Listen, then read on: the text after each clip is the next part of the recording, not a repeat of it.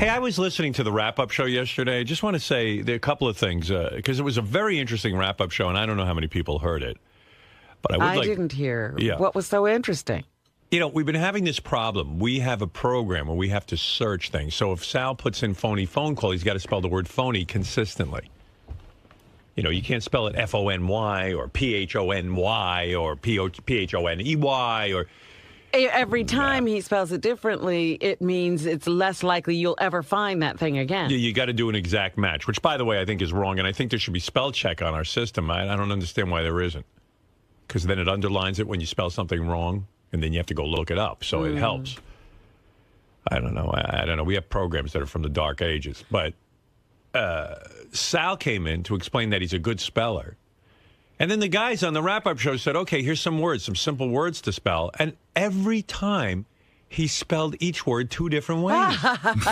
and that's, he goes, I'm a really good speller. There's no way I did. He can spell words several ways. It's unfucking believable. The simplest words. Listen to this. Let's hear this. Somewhat of a reputation of misspelling things from time to time. I think I'm a great speller, but I could tell you right now, there's no way I spelled phony 7 different ways. Well, I would say 2 tops. The real way, phony, and maybe with an E sometimes, because phony, phone call, phone has an E in it, and then you can see how I can add a Y to phony, phone, Y, phony. But I'm not even saying that I did that. But there's certainly no way 7 times. No way. You consider yourself a great speller? I'm a very, very good speller. You could throw spelling at me. I will challenge anybody. At a spelling bee. God, come on now. Go ahead, right now, me and you, Ronnie. And if you lose to a word, I get to smack my cock on your bifocals. First of all, I don't wear bifocals, and second of all, trifocals, whatever they are. Yeah, okay. Yeah, and you I'm a good speller. You laid in the sun yesterday. You look like you're a ghost today. Really? And then what's wrong with you? I don't know. You're Maybe all it's a pale. lie. Why did you bring up Scott Salem? Why did you say it's Scott's fault? No. And I made it perfectly clear on the air, John. I said I'm not throwing anybody under the bus. And then, I'm not throwing anybody under the bus, but Scott Salem. Yes, and because I know Scott in the past has certainly misspelled quite a few times. We know that. You know, I really don't know that. Oh yeah. On the top 5 songs, he's been known for spelling certain celebrities' names wrong, which is understandable. But we're talking about 2 different things here. We're talking about misspelling celebrity names and misspelling regular words. Right. And I think Scott's probably more guilty of celebrity names, and you're probably more guilty of words. I would take that, but I can assure you that I have not spelled phony 7 different ways. And 3? Maybe 3. Maybe 2 tops with an EY. Maybe. But you could throw me. I'm pretty good at spelling. I am.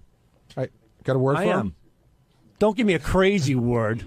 Like we snuffleupagus. have a couple. Receipt? Yeah. R-E-C-I-E-P-T. Exactly. There you go. Wait a minute. R-E-C-E-I-P-T. Well, which one is it? Wait, receipt. I before E except after C. Duh. R-E-C. Receipt. R-E-I after E except after C. R-E-C-E-I-P-T. Yeah, that's my point. He's concentrating right now. Imagine when he's back there with the computer. He's not and sitting. He's just dashing it off. Exactly. He can't get anything right. Keep going. That's a common one. Okay. That's a common one. He goes, what does that mean? It's a common one. It's a common word. You should know how to spell off the top of your head. That should be ingrained in you, receipt. And then he even recites the rule, I before E except after C. And then can't follow it. He can't remember what the fucking rule is. He can't apply it. No, it's not that big of a deal. Siege. With an S? Yeah. I don't know. You tell me. And the definition. I don't know if there's all right. S-I. Siege.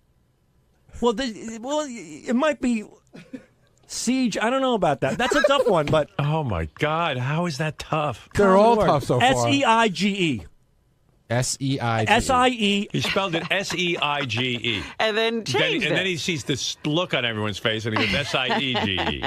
S-I-E-G-E. You did that again. S-I-E-G-E. Spell it both ways. You're getting me nervous. S-I-E-G-E. I got that one right? No, not really, no. I mean, eventually you do. Yeah, which time? And when you're back there on my computer system and we can't find anything, it's because... This is exactly what's going through his head. It's unbelievable. The guy is just fucked up. How about Connecticut? That's ridiculous. Now look at it. He goes, that's ridiculous. Connecticut. It's one of the 3 states in the tri-state area. And I'm listening to this. I said to myself, he'll never get the second C. He'll never get it. And of course... How about Connecticut? That's ridiculous. Why? First of all, It's a state. that you live there, Gary. You doesn't write it ma- every day in your mail. But it doesn't matter. You should know. I know. I'm pretty sure I know how to spell every state because you did it in school. Connecticut. C-O. Connecticut. N-N. Connect. E-T. Connecticut. I-C-U-T. No. Well, it's a hard try. one. But It's Connecticut. Connecticut. All right. Well, it's close. That's my problem. That's what he's doing with the prophet. He's getting close. So he leaves the C out, and then when you do a search on Connecticut, you can't find it. He should not be inputting into a computer. Why, does he do that many bits that he has to go into the computer? Can't somebody enter those that's got a, sort of a half of an intelligence? But to And say he's a great speller. And like the other thing is too, like if someone said, "Oh, you spell Mississippi or spell Massachusetts," I might have to really sit and think. I would just go on Google and look it up. He doesn't do that. No, you don't. I'm going you don't care. Yes, I do care. I care tremendously, and I can spell Mississippi, by the way. Good. But there's 50,000 other words you just spelled everything twice. Like you didn't get anything. You didn't nail any word. But at the end, I got it. Plus, you're under. And not only that. You're back there. Nobody's sitting and watching you. You're just fucking typing away with your madness. No, you think I'm just sitting back there with my feet lollygagging. Because you're not going to sit there and recognize that you spelled receipt wrong. You're not even going to think about it. I do think about it because when I initially did it, I did it wrong. Okay. Then I corrected it. Okay, thank you. Yeah, but please don't input. Let somebody with half a brain do it. But I haven't screwed up the spelling as bad as everybody's making me out to be on the profit system. You have. No, I haven't. And it bothers me that it bothers you. Prove that you haven't. Because I know how to spell. I know how to spell. Sal, you can't spell. Yes, I can. You don't know that? I can spell. I bet you I can spell better than half. A 3-year-old can spell receipt. I got it right. It was then just you go I before E except after C, and you still can't do it. You ask me a word and give me instead of me blurting it out, I'll think about it and give you the right answer. But you don't think I bet you I could spell better than Gary. You're not even understanding what I'm saying. You're back there. You're not sitting and checking your work because you think you know how to spell. I'm a little impulsive on the spelling. I'll admit that. I figured that out. When you're back there, at least there on the show, you're really thinking it through. Can you imagine what you're like back there when you're just kind of hanging out? Well, you're not sitting into saying I before E after C. No, not in those cases. But I can assure you that I've never had a problem with you spelling with the profit system and spelling. You haven't had a problem because nobody's been aware of it. You're just spelling away. I've never had a problem finding any piece of media that I've sent to you in any capacity. But that's not the point. When other people go to search for it, right. They don't think like an idiot. In other words, you're on an idiot level, so you know how to spell like an idiot. So you can search anything. That's very nice. Well, that's a compliment. You're consistently stupid. We need an idiot-proof system, I guess. Well, we don't have one. Well, I'll work on it. And now, what are you going to work on? You're not working on anything. I can work. My spelling is good. How are you going to work on your spelling? Because I'm good at because the problem You're not good is, at spelling. That's the first thing you got to work on, and admit that you're not. Okay, my weakness is that your weakness is spelling. I'm too impulsive with the spelling. Sal, could you please? We had a conversation this morning, yes. Right? What are you going to do? I'm going to spell check everything. I'm going to be very aware of what I put in. Spell check words like receipt. Oh yes, I am, because everything that I type because you think you could spell it. Everything that I type into the Prophet, Howard, I'll put into Google first, and I'll make sure. In other words, he's just going to put in RECIEPT, and he's not going to think about like, oh, maybe I'm spelling that wrong. He's going to say, I know how to spell it. Howard, can I show you something? Yeah. Go to Gary, page 2. All right. Okay. You don't have to play this. Just look at it. Go to the 4th one down. 2, 3, 4. Yeah, there's a good example. What is it? You wrote the word Napoleon. Okay. I didn't write that one. Napoleon Dynamite. Just so you did. Oh, mate. Okay. Well, we've also discussed How do you spell Napoleon? That's a good one. But the thing is that we've explained in the past. How do you spell Napoleon? I just want to say before I spell it. Spell Napoleon. Napoleon. Now you're sitting and thinking. Imagine back there, you just kind of ran. Now, instead of me blurting it out, I'm going to step away from the mic and think about this. Go ahead. How long should we take? You see my point, though? He's back there. He's not sitting and thinking. He's just typing. He doesn't walk away from the computer. Exactly. NAPOLEAN. Okay. Not only is that wrong, but that's the third wrong spelling, because that was wrong, and then you spelled it on here NAPLEON, which is Napoleon. You left out the O. That's a friend of mine from Bayshore. It's a disaster. You don't know Napoleon, and we've all admitted that names are different. And because Look at me. You don't know how to spell. I do know how to spell. I do. You've got everyone wrong. They're We giving just you. haven't asked him Howard, the you right You spell words an easy yet. word like foreign? Foreign. Right. Okay. Howard. Yeah. Same page, second column, all the way at the bottom in blue. Okay. All right. I just spelled foreign. That's a difficult word. I know how to spell. All right, good. You got one right. And names, even Gary made it yesterday. Celebrity names Look at this. are Look at this. difficult. Misunderstood. How do you spell that? Misunderstood. All right. Misunderstood. MISUNDERSTOOD. Yeah, except on here you spelled it miss, M-I-S, and then you put a space and a capital U as if it was like Miss America.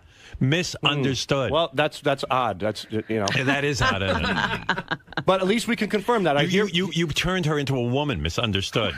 You're fucking insane. I'm Mr. Understood. You don't know how to spell. You don't know anything. I know how to spell. I just proved to you that I You just spelled one word right out of 20. foreign and misunderstood. No, you spelled misunderstood right now, but on there you spelled it wrong. Because, again, I found my weakness. Because you and I'm got impulsive. nervous. You went, oh, misunderstood. That must be like 2 words. No, I think it was just You broke impulsive. it. What do you mean? No, you broke it into 2 words and you capitalized it. Capital M-I-S, and then space, capital U-N. That is a little odd. I wouldn't do that that's in a little normal odd. circumstance. Yeah. But Well, the thing is that he wouldn't do it under a normal circumstance, like work. You can't spell. I just spelled foreign and misunderstood, dude. I'm a good speller. You didn't spell misunderstood right. You do everything wrong. I spelt it right for you here. You're here because I'm sitting here and questioning you. Because you when found you're back there on your own, you don't even think. You just found a chink in the armor. I'm impulsive, and I figured out the problem. That's the problem. But how are you going to know when not to be impulsive? Every word you're going to stop and think? Not every word. Come on. Yeah, Jesus so you're not Christ, going to sit. You're not going to crackhead sit Bob. and think about misunderstood. You're just going to type it. Like I said, like Napoleon, right? How can he? Napoleon, you mean? Yeah. How can if he thinks that's the way it's spelled, then he won't spell check. That's No, exactly I will. Okay, right. here's the point that I'm trying to That's make. the whole point I've been saying to him over and over again. He doesn't understand. You don't understand. Oh, okay. The point is, I'm saying, boss, you made something. Can you spell reindeer? That you can spell, right? REINDEER. Right. Good. Okay. All right, I'm 3 for 3, dude. 3 for 3? Foreign, misunderstood, and reindeer. No, I told you spelled misunderstood wrong. On there. Yeah. But when you, how are you going to know you don't? I'm going to tell you how. Because A, I'm going All right. to. Thank you.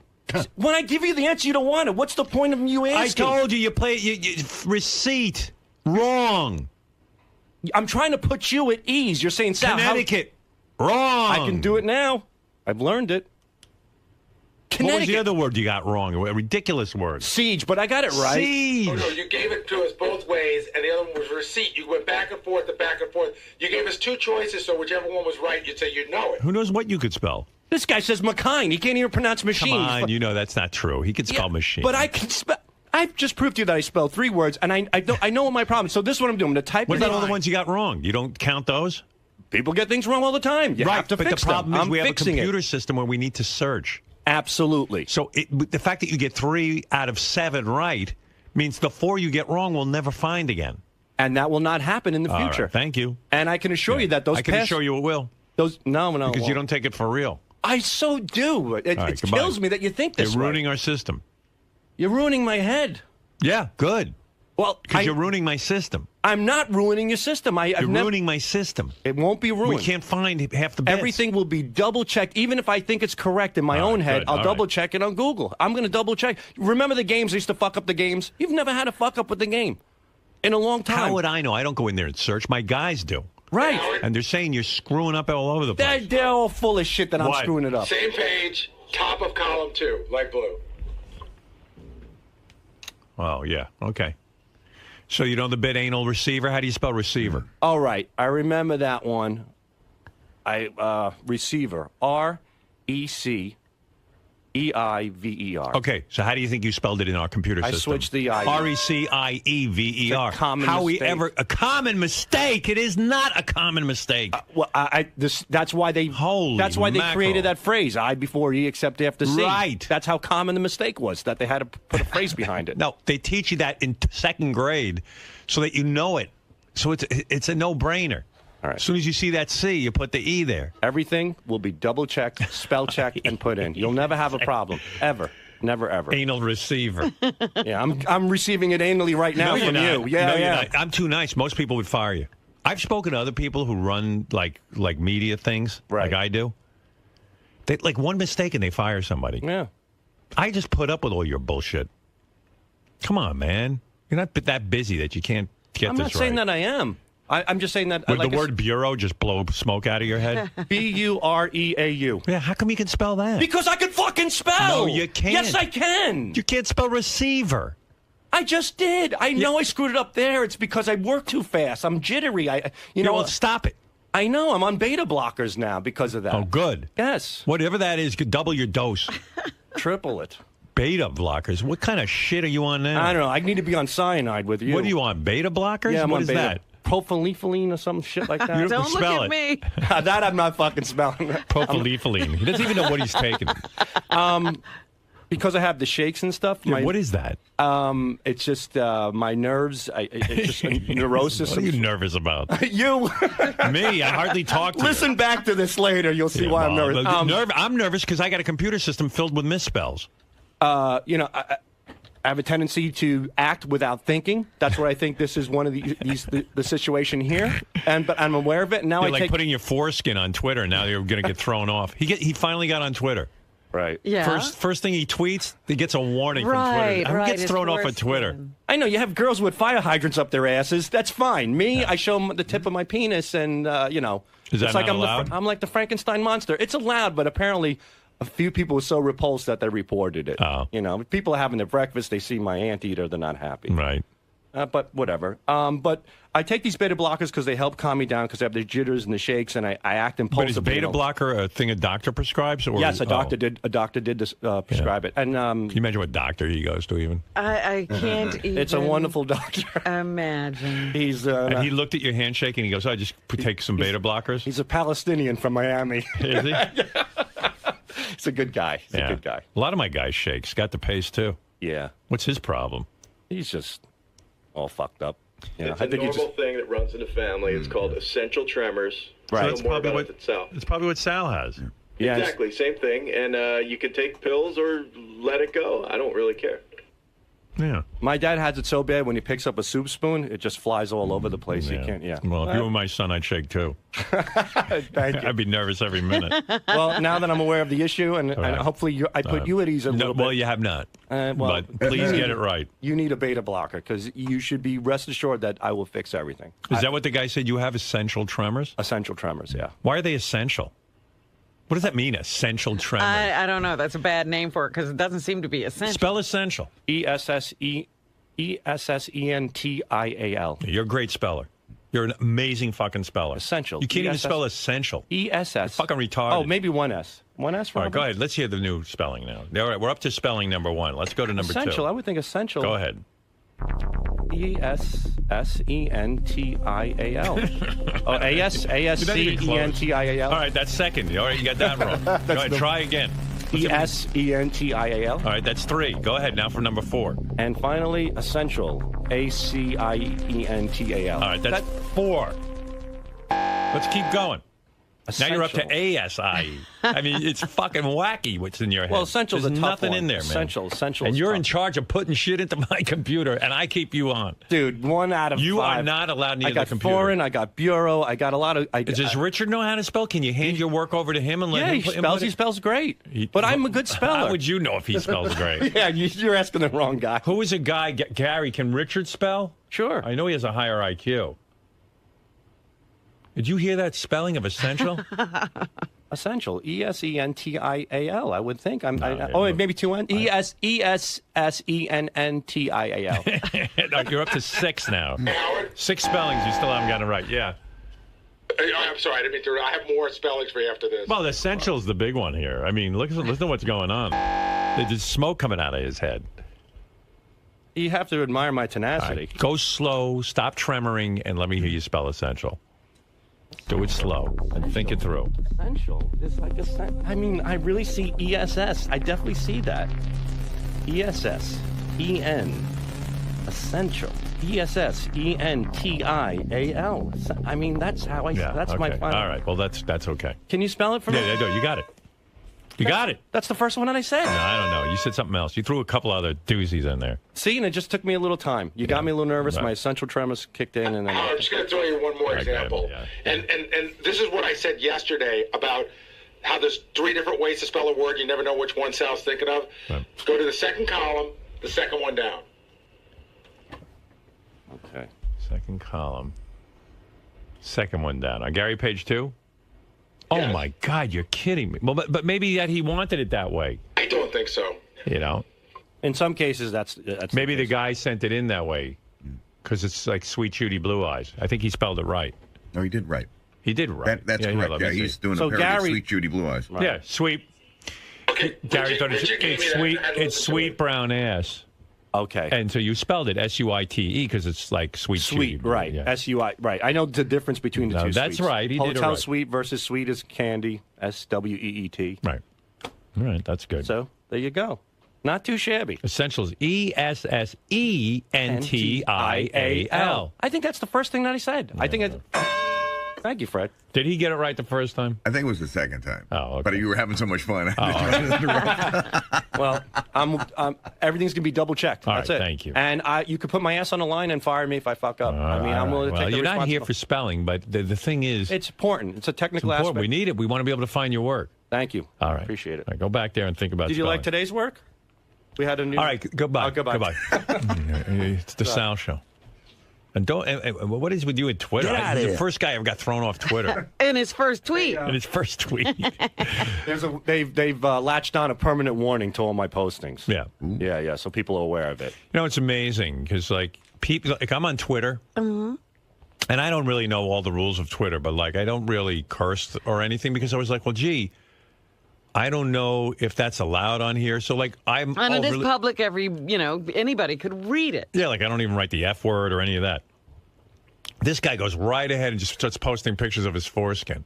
Like he doesn't even question. Never whether he should even do it. hit a little speed bump that said No. maybe that's not a good idea. No. Well, you've always been an advocate for the foreskin, so that's, Right. And there's 20,000 nerve endings in the foreskin that I've studied, and that I've studied. 80% of that gets Jerked cut off. That's how he knows. All right, get out of here. All right, thank you. That's true. I'm trapped in a conversation. Get out of here. Sal. I got it right. I love him. I mean, it's just unbelievable. Yeah, Ross from Brooklyn. Yo, hey now. Hey, now. Yo, can you imagine buying a fucking stock from Sal and No. he punches in the wrong symbol into the computer and you end up buying a stock you didn't even want? Oh, I mean, this guy was a stockbroker, like handling people's money. I don't know what it is to be a stockbroker, but I got to imagine it's a very precise kind of job. I mean, it's ridiculous. Actually, I got to be honest. I used to work with Sal. Yeah. And he, for a long time, in the morning, he wouldn't even work. He would sit by a window in the back. He had binoculars, and he would look in the window across the way watching a girl shower in the morning. I believe that. Ask him. That's what he would do every morning. At least people's money was safe. Yeah, right. At least he wasn't handling transactions. It's ridiculous. Like, I mean, you go to buy an Apple stock, you can't spell Apple. You end up with some, Yeah, right. Like he puts into the computer, like he can't spell apple, so he puts in something, like eyeball. What did this guy say about? That he used to work with you, and instead of doing your work in the morning, you had binoculars, and you would look at this girl taking a shower. Oh, that's true. I mean, He comes in here to refute whatever's being said. we would circle around. Yeah. Everybody. Can I ask him 2 words, Howard? Because Yeah. he looks at a lot of porn. I have 2 words that I feel like he should interact with during porn, and I want to know if he knows how to spell them. Can I ask him? Sure. All right. Okay. Can you spell voyeur? Voyeur. Voyeur. All right. Let me think about this. Uh-oh. He started to say absolutely. now he's taking a knee. Now, voyeur is a difficult word, and I took some time to think about it before acting impulsively. And I would say voyeur is spelled Voyeur. Very good. That's right. Okay, one more. Amateur. That's a good one.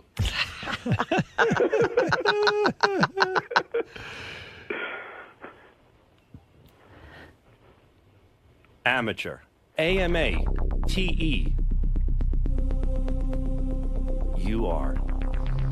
I'm hoping. Wait. AMA. AMA. Wait, amateur. Oh, God. AMA. Amateur. AMATEUR again. Final answer. I believe that's right. Wow. He's so nervous. I know. He's like sweating bullets. It's amazing. You got a guy on your staff who can't talk and a guy on your staff who can't say. He got him right. He got him right. I'm He proud of did. him. I'm proud of him. Now he's thinking. You know what? You should have been in the spelling bee. You know how those kids go. I really think I could spell a lot better than a lot of people here. All right. I would be willing to, Sal, how is it you were a stockbroker? Like a guy calls, I don't know the stock business, but you call up, right? I'd call you and I go, Sal, I want to purchase some stock. Sure. And then you have to handle that transaction? Absolutely. And then what do you do when the guy gives you the order? I put it in. I fill the order. You put it in the computer. Yeah. How do you find the stock symbol? We would have a system similar to the Prophet that would be one for. This is how you find the stock symbol. What's the symbol for Apple? What is it? Can you AAPL. imagine how creepy that is? That he. Oh, I mean, I can't imagine him handling people's money. And Why? Then, I spelled- and then what do I they do? spelled just How do you fine. get the money from the people? Well, that goes through. That's another system altogether. Okay, they don't let you handle No, actual no, money. no, Yeah. none of that. Thank God. None of that stuff. There's got to be somebody brighter than you handling the money. I mean, the whole system is shaky if Sal's handling the money. Well, the economy's been in this shit for quite some time, and I would say there's quite a few people out there that are ruining us financially. Right. Okay. So it's not just me. And I can spell. I proved that I spelled pretty damn good today. So Yeah, you did a great job. All And right. I have a lot of confidence. Thanks. I can see. Thank you. Sal, can you spell February? FEBRUARY. Okay, I shut up then. You got me. All right. Who is this? My name's Ross. Okay. Very good. Good talking to you, pal. Yeah, those binoculars were wonderful back in the day. It was All right, great. thank you, All Sam. right, you're welcome. Dude, Yes, sir. forget the spelling. Thank you.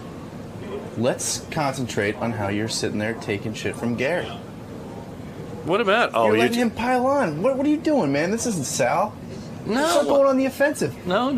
So what? You're not a great speller. Who is better than busting on Baba Booey than Every you? dog has his day, and when the time comes, believe me, he'll get it.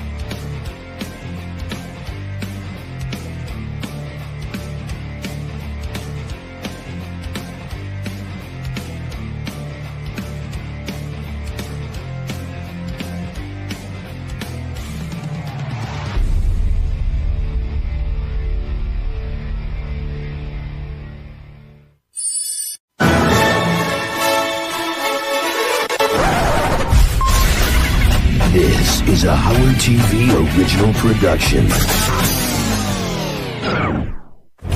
On this episode, Lady Gaga and her entourage arrive at the Stern Show in style. A little monster gets a little bullied. And chaos reigns supreme as Gaga leaves the building. Come on, guys. What's your problem? Testing 1, 2.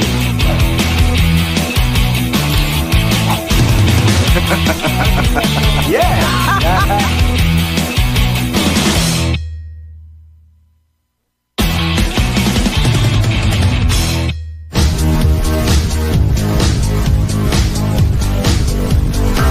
Richard Christie worked on a movie, and the guy that worked on the movie said, "Hey, I'm really good friends with Lady Gaga's manager. I should put you two together." And he did. It's a big deal to get her on the show because people are interested in her, and she's current, and she's happening, and she's an interesting, looking person, so everything about her is interesting. So it's very important. She clearly doesn't want to come on the show.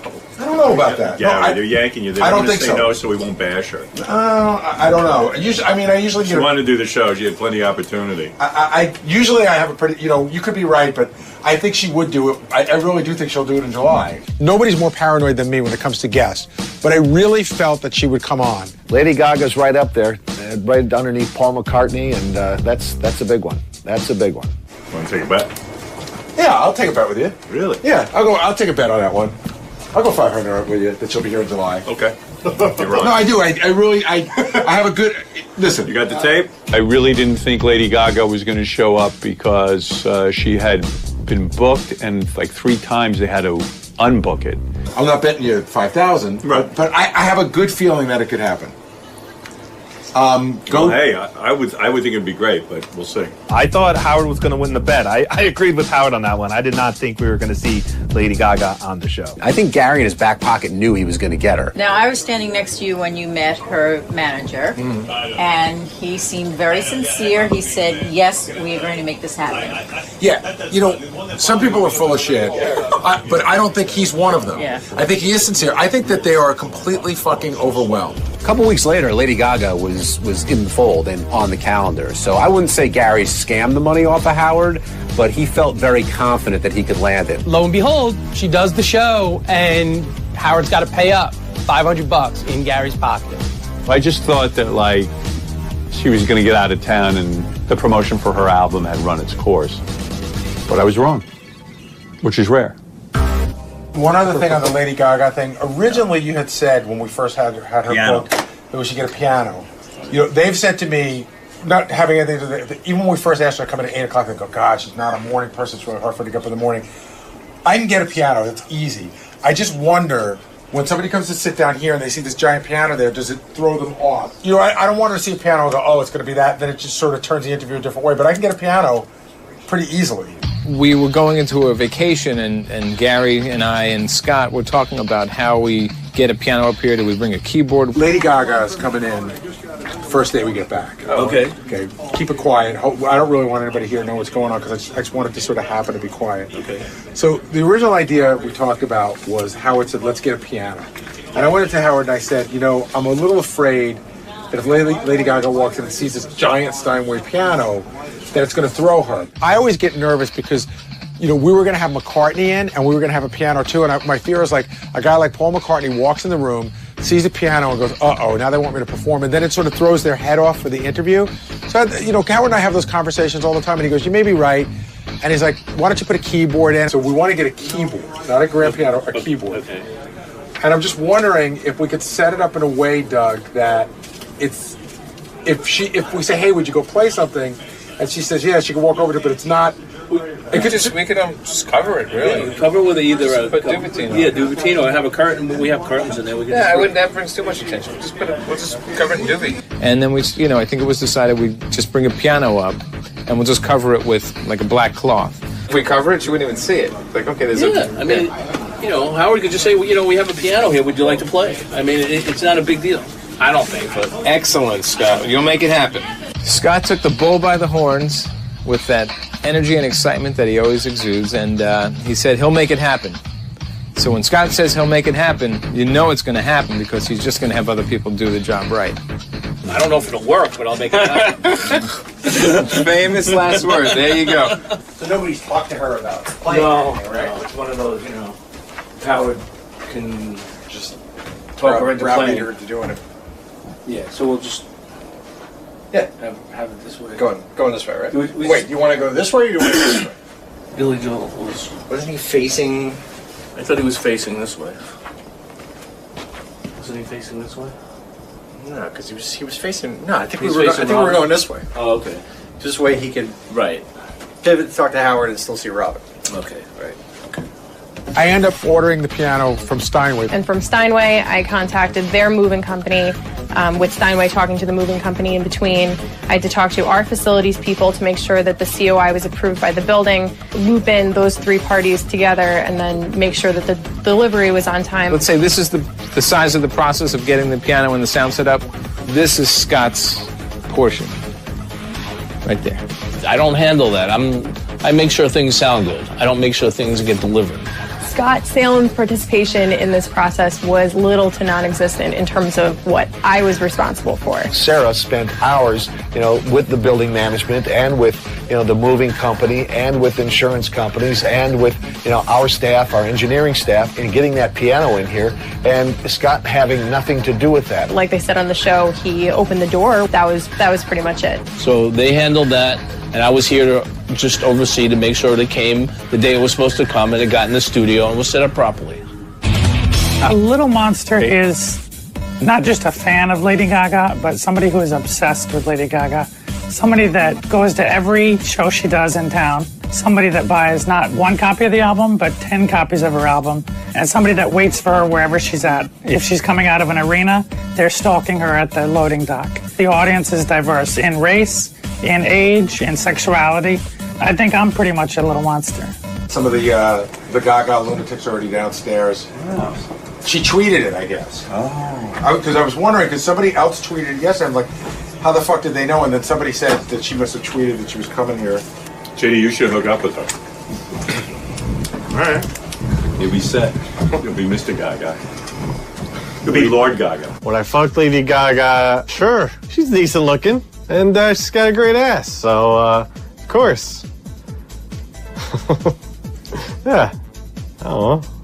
Yeah, so the Lady Gaga, I guess Lady Gaga tweeted, so the Lady Gaga fans are writing all this horrible stuff about you, like threatening you better not bully her, you better be nice to her, the monsters are going to mobilize. They bitch and complain, we get bullied, and the second they can bully somebody else, they're the worst bulliers in the world. That's bullshit. I don't know what you were so scared of with Howard and your precious Lady Gaga going on the show. Lady Gaga is a very smart, intelligent, and strong woman, and she can handle herself in any environment, and I would think that you would have a little bit more faith in her. Forget Howard for a second. What kind of faith do you not have in your precious Lady Gaga that she can handle herself on the show? Don't come out against Howard. That's ridiculous. It's a battle you're going to lose, and you look stupid for it. How do I feel about that? I really wasn't too concerned, but I just thought that was funny. You know what? It's the drama club. We protect our mother, and we're not going to take your The drama club has mobilized. It's like the drama club is attacking me. God. Before Lady Gaga arrived, I was very nervous. I didn't know what to expect. All right, I have to do today to meet Lady Gaga. I'll do anything to Will. Really do it right. Required. How do we not know that you were gay? Yeah, how did you know? You didn't wear a fucking tight Lady Gaga shirt when you was in. High Pitch Mike comes back to the bullpen, and he's wearing this incredibly tight shirt, showing off his awful physique. Mike had the most awesome shirt. He got it at Baby Gap, I think. I did take a picture of him, which I love so much that it's now on the screensaver on my computer. I wore the Lady Gaga concert t-shirt and some fun, very Gaga-esque sunglasses. And that immediately has to go up to Howard. One of the things we do best around here is to throw each other under the bus. So we said, yeah, we got to get this homo in the studio. Oh, my There God. he is. You're so cool. Look at the dark glasses.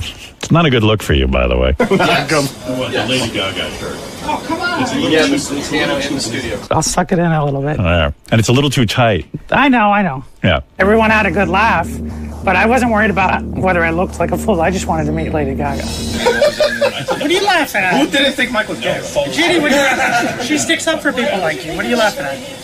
People like me? Yeah. What does that mean? Is he a little monster? He's a closet little monster. If Mike thinks I'm a closeted little monster, he is out of his mind. I mean, I like her okay. I think she has a nice ass, but I'm not planning on going to any Lady Gaga concerts or anything anytime soon. I'm not following her on Twitter. So there. There's some leftover glitter on that shirt. That was my best work. Well, if you follow me on Twitter, I tweet once every 3 weeks. You have to let me jizz on your shirt.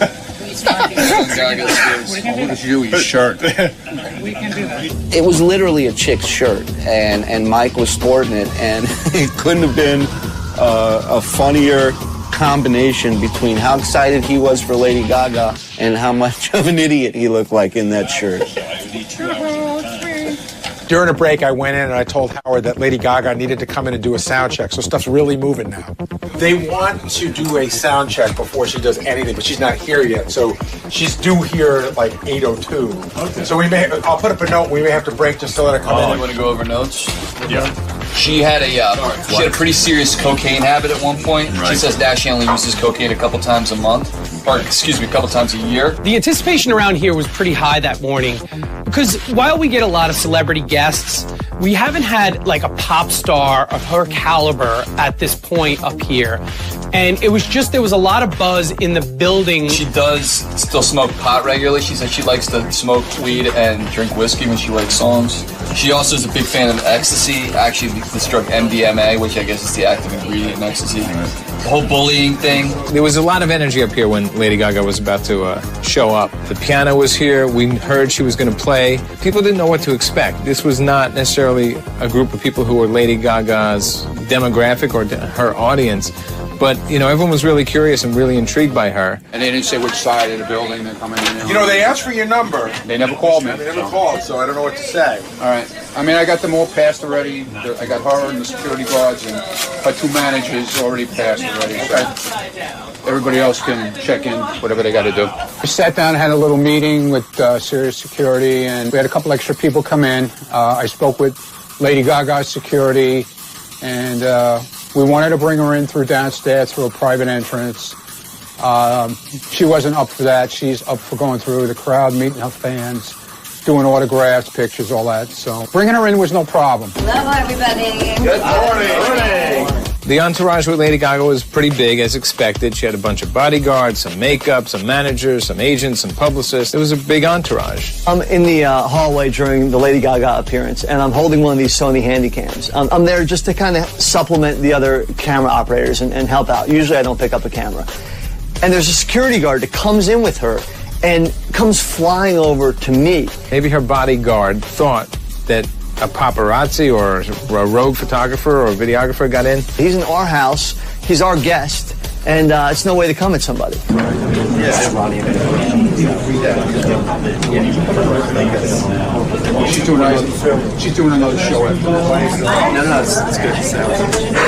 But one thing that I wish would have been picked up on film is the missing persons report I filed for one Ronald Munn. Isn't this your halls? Isn't that your job? You just gonna let these people get pushed around and you're just gonna sit there and do nothing? Oh, let me guess. You're on Twitter. Ronnie sat there the entire time and didn't even flinch or raise an eyebrow to come over and try to help me in any way. Thanks, Ronnie. You had a little stupid camera that looked like a paparazzi camera. You didn't look official. You looked like a bum. Keith got very scared. You look badass. Just another day of work.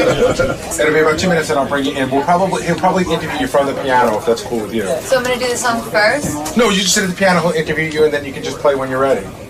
Does that work for you? Well, I'd rather go in the studio and do an interview, and then he asked me to sing a song for him, and then I'll go back to the other because it's going to feel really impersonal. It's just, for us, it's just weird because the walk from the couch to the piano on the radio sometimes it's like 20 seconds and it's just dead air. But don't worry, I'll keep talking. Okay. All right. Howard, she wants to sit here and then go to the piano. She's very clear that she wants them separated. She thinks it's impersonal to do the interview for the piano. But we're going to bring her in now and just do a little sound check. All right. Hey. Hi. Hi, everybody. Hi, Howard. Thanks for coming in. Nice to meet you. So thrilled to meet you. Me too. I'm so glad you're How's it here. going? It's Me great. too. Let me just do a quick Go ahead, check. do your thing, and I'm going to go to the bathroom. What key is it in again? Do you remember what key is it? Is it in E? Is it in A? I think it's in A. Out of the hat. Can you not film this? Yeah. Since I think last time. Good. You're going to do the interviews from the couch? Yeah. Yes, sir. Sounds great. I'm sitting here with Lady Gaga. Yes, you are. Hi, guys. Good Oh my morning. God. I'm so happy. I'm so happy to see you. We've tried to get you in here. And you look hot. Oh, you thank look you. very good. Thank you so much. No talking while the song is on. You guys hear that? That's an edict from Gary. No talking. Months ago, You want silence? Absolute For all my silence. fans that don't know that T-shirt size. Let me hear this song that you wrote about your grandfather. I would really like to hear this. I'm on the edge of a meeting. It was actually really cute. There were Well, all I these, decided to go with the small. This is about your grandfather. Yeah, it's about my And this is the song that And came it's, out of it. It's about also knowing in your heart that you may never reach that glorious moment. And I was really, heartbroken because my parents are still married. Get to it. My mother, Yeah, let's have another porn star on the show. It's fucking exhilarating. I tried to watch her performances and the interview very intently, and there was a lot of stuff going on in the back office, so I couldn't watch very closely. I thought the best place to be for Lady Gaga's performance would be right in Gary's office. I think visually on Howard TV, it's hysterically funny.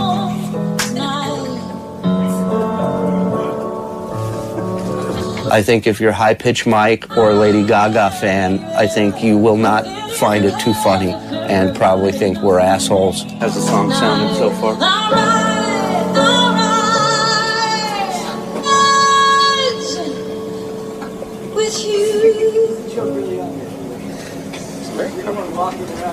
I wouldn't classify any of the three guys, Shirley and Steve and Will, as bullies. It didn't hurt me emotionally. It didn't, I'm not going to cry about it or anything. No, I wouldn't call any one of them bullies. High pitch.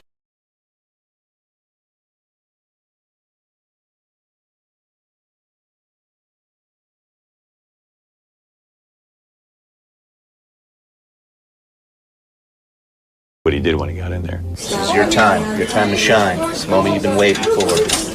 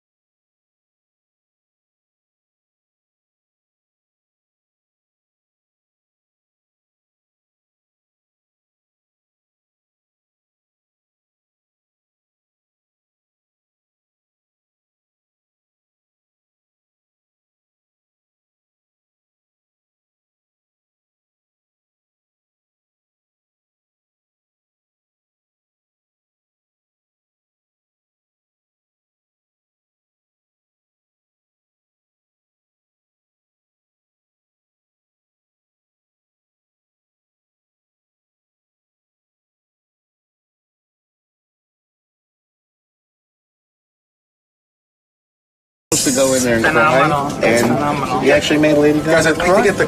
Well, talk to me. What was that like going That's in there? phenomenal because that is not just some woman sitting behind a piano. That's an icon. That is a woman who's, like I said, saved kids' lives. You think about the kids who are kicked out of their homes and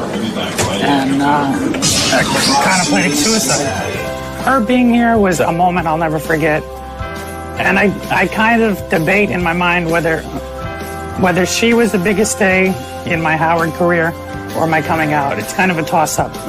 Both of them are days I'll never forget. And both of them, I would say, were life-changing days for me. Great to meet you. Really great. And what's beautiful. Thank you for coming in. It was a pleasure. And you were so incredible. I really am so full of I'm like so emotion at this. starstruck meeting you guys. I've watched this show No, so much. So great. At the end of the interview, Lady Gaga wanted to take a picture with Howard. Where are we doing this? Right here? Okay. I think a couple quick ones. Okay. But I think for some reason, Lady Gaga likes to be in full costume, and she had taken off her gloves during her piano performance, and she couldn't get her gloves back on. Well, you know, I need some lube, and nobody probably has any. So, do you have some? That's what I thought. We have vegetable spray. That'll work. Spray her down, Gandry.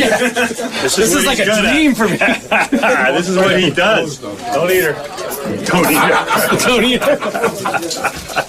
And then she was wondering why we had cooking oil spray just lying around. Why do you have vegetable spray? Oh, don't ask. Yeah. What is that for? We spray some girls sometimes. Oh my God. We like Girls to make like them it. glisten. Was that for me? And you just didn't say anything? We have a massage oil too. All right, here, look at me, please. 1, 2, 3. 1 more, 1, 2, 3. Want to take one with the flash? Oh, you stopped using flash. I'm proud of you. Thank you, but I'm going to take one just for safety. 1, 2, 3. Awesome. Excellent. Thank you. Lady Gaga wanted a picture of her and Howard on her BlackBerry, and she handed me her BlackBerry, and I took a picture of Howard Stern and Lady Gaga together using her BlackBerry. Hey guys, right here. 1, 2, 3. Cool. Great. You got it? See if I look decent. Let's see. You look great. Am I cute? God, why not? Oh, am I gorgeous? You look so short. You need higher heels. You're a tall guy. I'm a big man. Thank you so much. Wonderful to Thank do you. this. Thank you. Thank you. All right. Thanks, everybody. He's just a cool person, you know, and I'm pretty down to earth, so I just went in and just was myself, and it was pretty easy. She could easily leave through the back entrance and leave quietly, but her thing, and you know why she gets so viral and out there, she goes out very publicly. Well, I was sent down with the live camera to capture Lady Gaga walking out of the building, and it was an absolute mob scene down there. Once she came outside, it got like frightening. People were just all over the place, shoving people out of the way just to get close to Lady Gaga.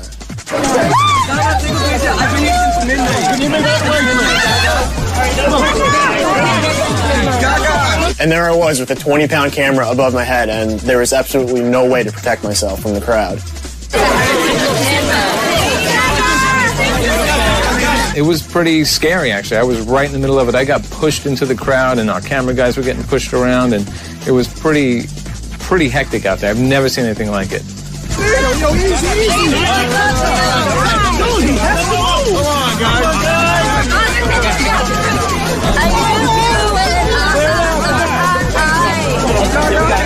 I've never seen that many people in the lobby. I've never seen that many people in front of the building. It's insanity. I think Lady Gaga being on Howard is probably the biggest musical performance he's ever had. He had Lady Gaga at her biggest peak so far in her career, and she's only been around 4 or 5 years. I thought it was awesome. She was great. She was great. Great interview. She sang great. She was great. She was awesome. She really set a high bar for other people in the music industry to be real. She's an amazing person. There's no discussion about having her back, but it worked out great for both parties. I think she had a wonderful time, and I think she would come back. So, you know, I hope we have her back again. I think we will. I thought she was really great on the air and particularly great on the piano and singing. So, you know, I really liked her. Beforehand, I liked her, but I liked her a lot more after she left.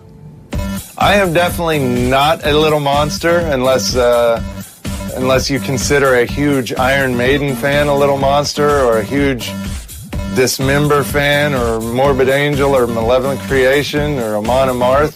That's the kind of music I'm into. I'm a monster. I'm in competition with Lady Gaga. Listen, I'm a big ugly monster. Never mind little monster. I don't know if I'd call myself a little monster. I don't like to see myself as a victim in any way. But I certainly was inspired by her performance. I do not consider myself a little monster. I used to, but I stopped blowing guys. I'm a total monster. I'm a big monster. I love show business. Show business!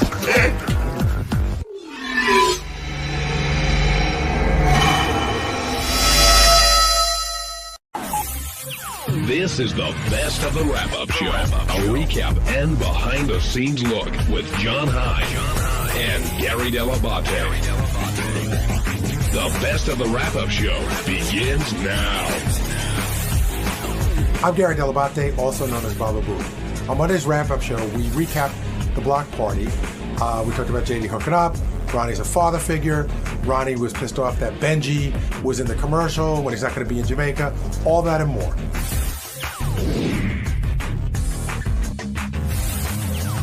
Ronnie's sort of like a proud dad with you this weekend. You slept over his house. The girl you ended up with, he couldn't believe, and he's really, beaming over your success. I guess. Is this the one? Now, were you worried? Were you worried about discussing this on air, because it seems like this one is more special than the other conquest? Well, I mean, she's very nice and very beautiful, and it's just with all the stuff of the past experiences, I don't really care to talk about any of it unless something is, we're talking, needed to be talked about. I do have one question, because I couldn't figure. You don't have to tell me exactly what she does for a living. Mm-hmm. I'm not going to ask you that, but there's secretary, stockbroker on one side, and then there's stripper, dancer. No. It's more. Did you have a regular job? Yes, very regular. Okay. And did you have It's in the education business. Okay. Did you have this all set up before the event? It was sort of a last minute sort of thing, but a little before. Yeah. But you had been talking to her beforehand. Yes. So how was it? How did it end up being last minute? Well, she did something got canceled, so she was staying in that area, and that's it. Is there a future here, you think? Right. I don't know. Did you guys talk about this? Like, hey, I know this is gonna come up on the air probably. Did you bring that? Did you guys discuss Of course, that at all? yeah. Benji, you also came up today that you were kind of trying to crowbar your way into the block party, but I thought you got a chance to explain your case. Apparently, you were asked. I was asked, and you didn't make a decision. They said, "Come on, just say yes, just say yes, just say yes, just name a number." And I said, I named a number that I knew that if they did say yes at that, which I didn't think they would, I would say I'll take it immediately. But I wanted to think about it, and people seem to have gotten mad at me for that. Well, there are two things here. One is you're very notorious about your decision-making process or lack thereof. You take a while sometimes to make a decision. Very true. But this was also, I think it was a very on-the-spot kind of thing that I think even like a person that's great at making decisions very quickly would say, let me find out the details, let me think about it. But independent of that, it sounds like Ronnie feels like you're sort of working your way into this thing and took offense. At least that's how it sounded to me. Me too. Do you disagree? There's something Ronnie just does not like Benji's shtick, and I don't think he wants that involved in his dealing whatsoever. It's a serious trip. Right. He doesn't want Benji's shtick interrupting Ronnie's shtick. Yeah, too much shtick going around. Jay in Phoenix, you're on the wrap-up show. Nobody wants you there, Benji. All right. Fucking, what's going on, guys, man? Hey, JD, congratulations, man. Way to rock that 52. But, hey, man, we were actually at the Arizona block party. JD, I don't know if you'll remember us, man. My wife was the hot Asian lady. All right. I don't remember, but I'm sure I noticed. I'm sure I noticed her if she was hot.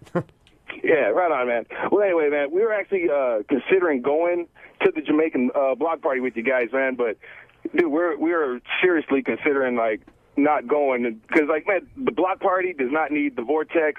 It was abundantly clear in Ronnie's tone that he doesn't want Benji there. Nobody does. Well, here, Jason, here's the truth. If you met me, you'd be excited about it because I'm part of the show, and I know you would. I know you're bullshitting right now. Dave in Long Island, you're on the wrap-up show. Hello? Hey, Dave.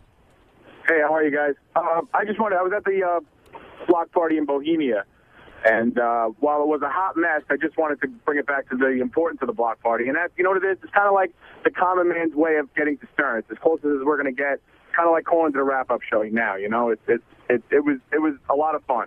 Definitely a lot of fun. And what was the highlight for you at the Long Island block party?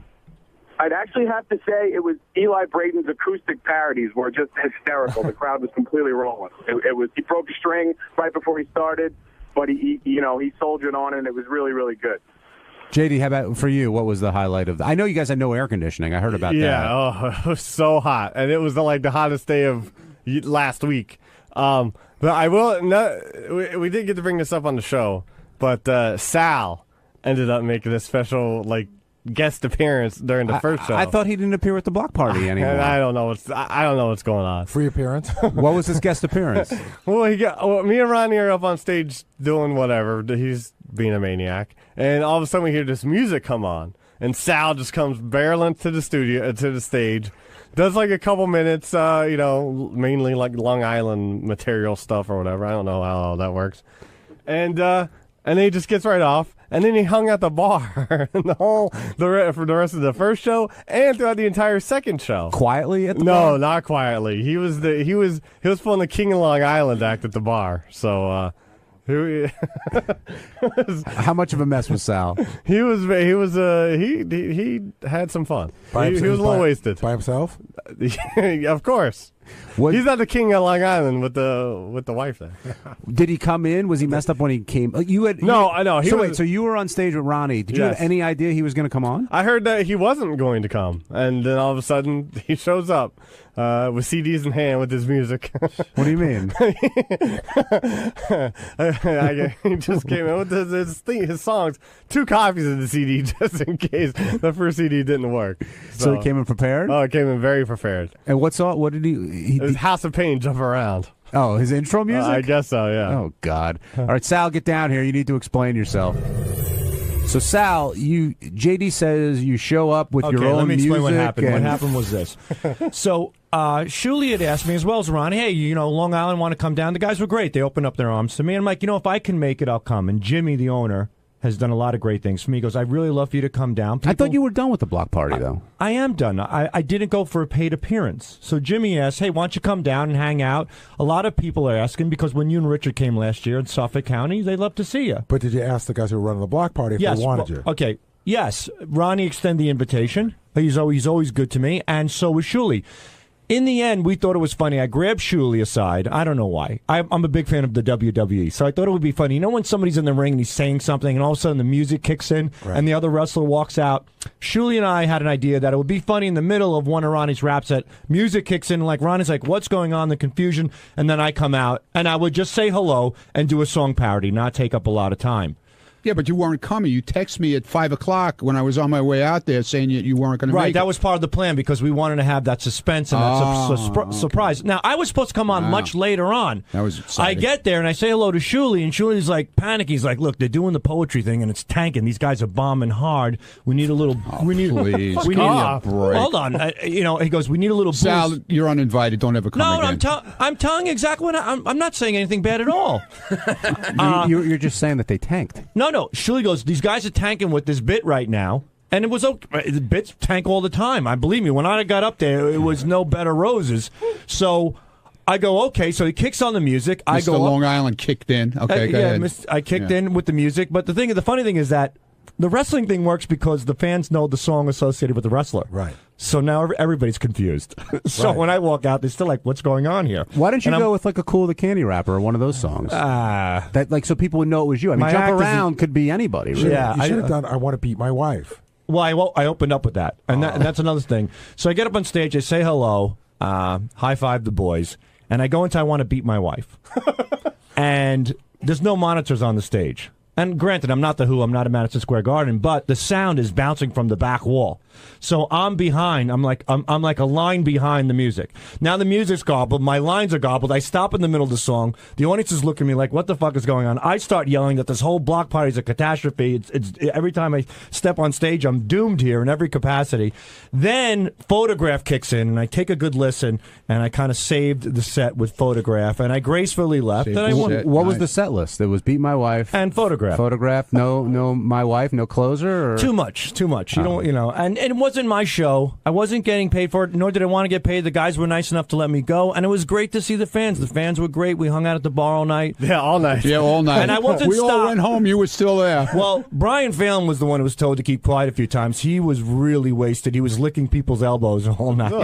Wait, Ronnie, did you feel like Sal was sort of hijacking the show at that point, or you knew you were okay with it? No, well, he was supposed to come anyway, and then he texted me that he wasn't coming, and then okay, fine. And then I told Jimmy that he wasn't coming, and he got all bent. Oh, Sal said he's coming. I did a lot for him, and he should be here, and all this baloney. So I don't know what the deal was, what him and Shuley cooked up. Shuley is a master of fucking plans that usually backfire in his face. So. I think it went really good considering what the circumstances, but I was on and off the stage in 2 minutes. Just a quick hello and a song. Why is Howard calling you Ronnie Rickles? Like, what were you doing up there? Do you think that's a fair nickname? I couldn't. You know what? I'm honored to be called Rickles. That guy's the greatest comedian ever. Have you gotten more comfortable hosting these shows? I love it, man. I'm having a blast. I'm enjoying the whole thing. And the people, I'll tell you what, we did 5 sold-out shows, and I didn't get one bad word from anybody that was at any of these block party things. I mean, especially in Rhode Island. Rhode Island was killer. Everybody says they've had a great time when they go, but I was saying earlier in this show that you kind of, with JD, you sort of are like a father figure this weekend. I know you put him up one night. Okay, you said what's wrong with that? No, I'm not saying anything's wrong with it. You were like a grandfather figure. Like when I'm a grandfather. When you talked about the girl that he hooked up with, you were really proud of him. Yeah, I mean, man. It sounds you like got to see this. You got like a father-son. It's pretty good stuff, man. I got to say, man. Ronnie, you didn't fuck her, just so you know. We didn't? You didn't. Oh, no, I didn't. I didn't even know the girl. Were you surprised when you saw her? How she looked? Very. What did you expect? I had no clue, but I didn't expect what I saw. I mean, this girl was dressed to the 10s and looked like a 9 for sure. No, she was dressed to the 9s and she looks like a 10. Yeah. No. She was dressed as a 10? 10s and looked like she was like a 9. Well, the first time you saw her, was it was in the lobby to pick up JD? 6:30 in the morning. Did they came down together? Yeah. Now we were leaving. We were all leaving. We were getting. He's coming home with me, and she was going wherever she was going, and that was it. Were you comfortable giving did you give her a kiss goodbye in front of everyone, or were you? There wasn't everyone. It was just me there, and the security guard in the hotel. Why were you so upset at Benji today? You think Benji's trying to work his way into as a your person? Let's clarify something. I like Benji as a person. I just can't deal with Benji's shtick when he gets into his modes.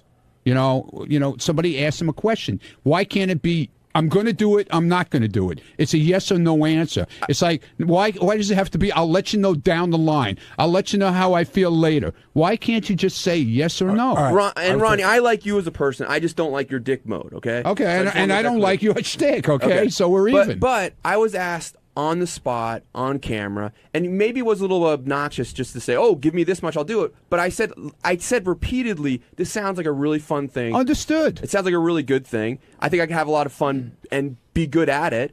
But I want to find out some details. I don't want to answer yes or no on the spot on camera. Well, they explained, supposedly you say they explained what it was, so what is there difference between yes and no to that? Go ahead, Gary. No, I was going to say, Ronnie, I have extra tickets to go see the baseball All-Star game in Kansas City in July. You want to come? When is it? Do you know when it? Yeah, July 12th. It's a Tuesday night, probably, right? Yeah, it's Thursday.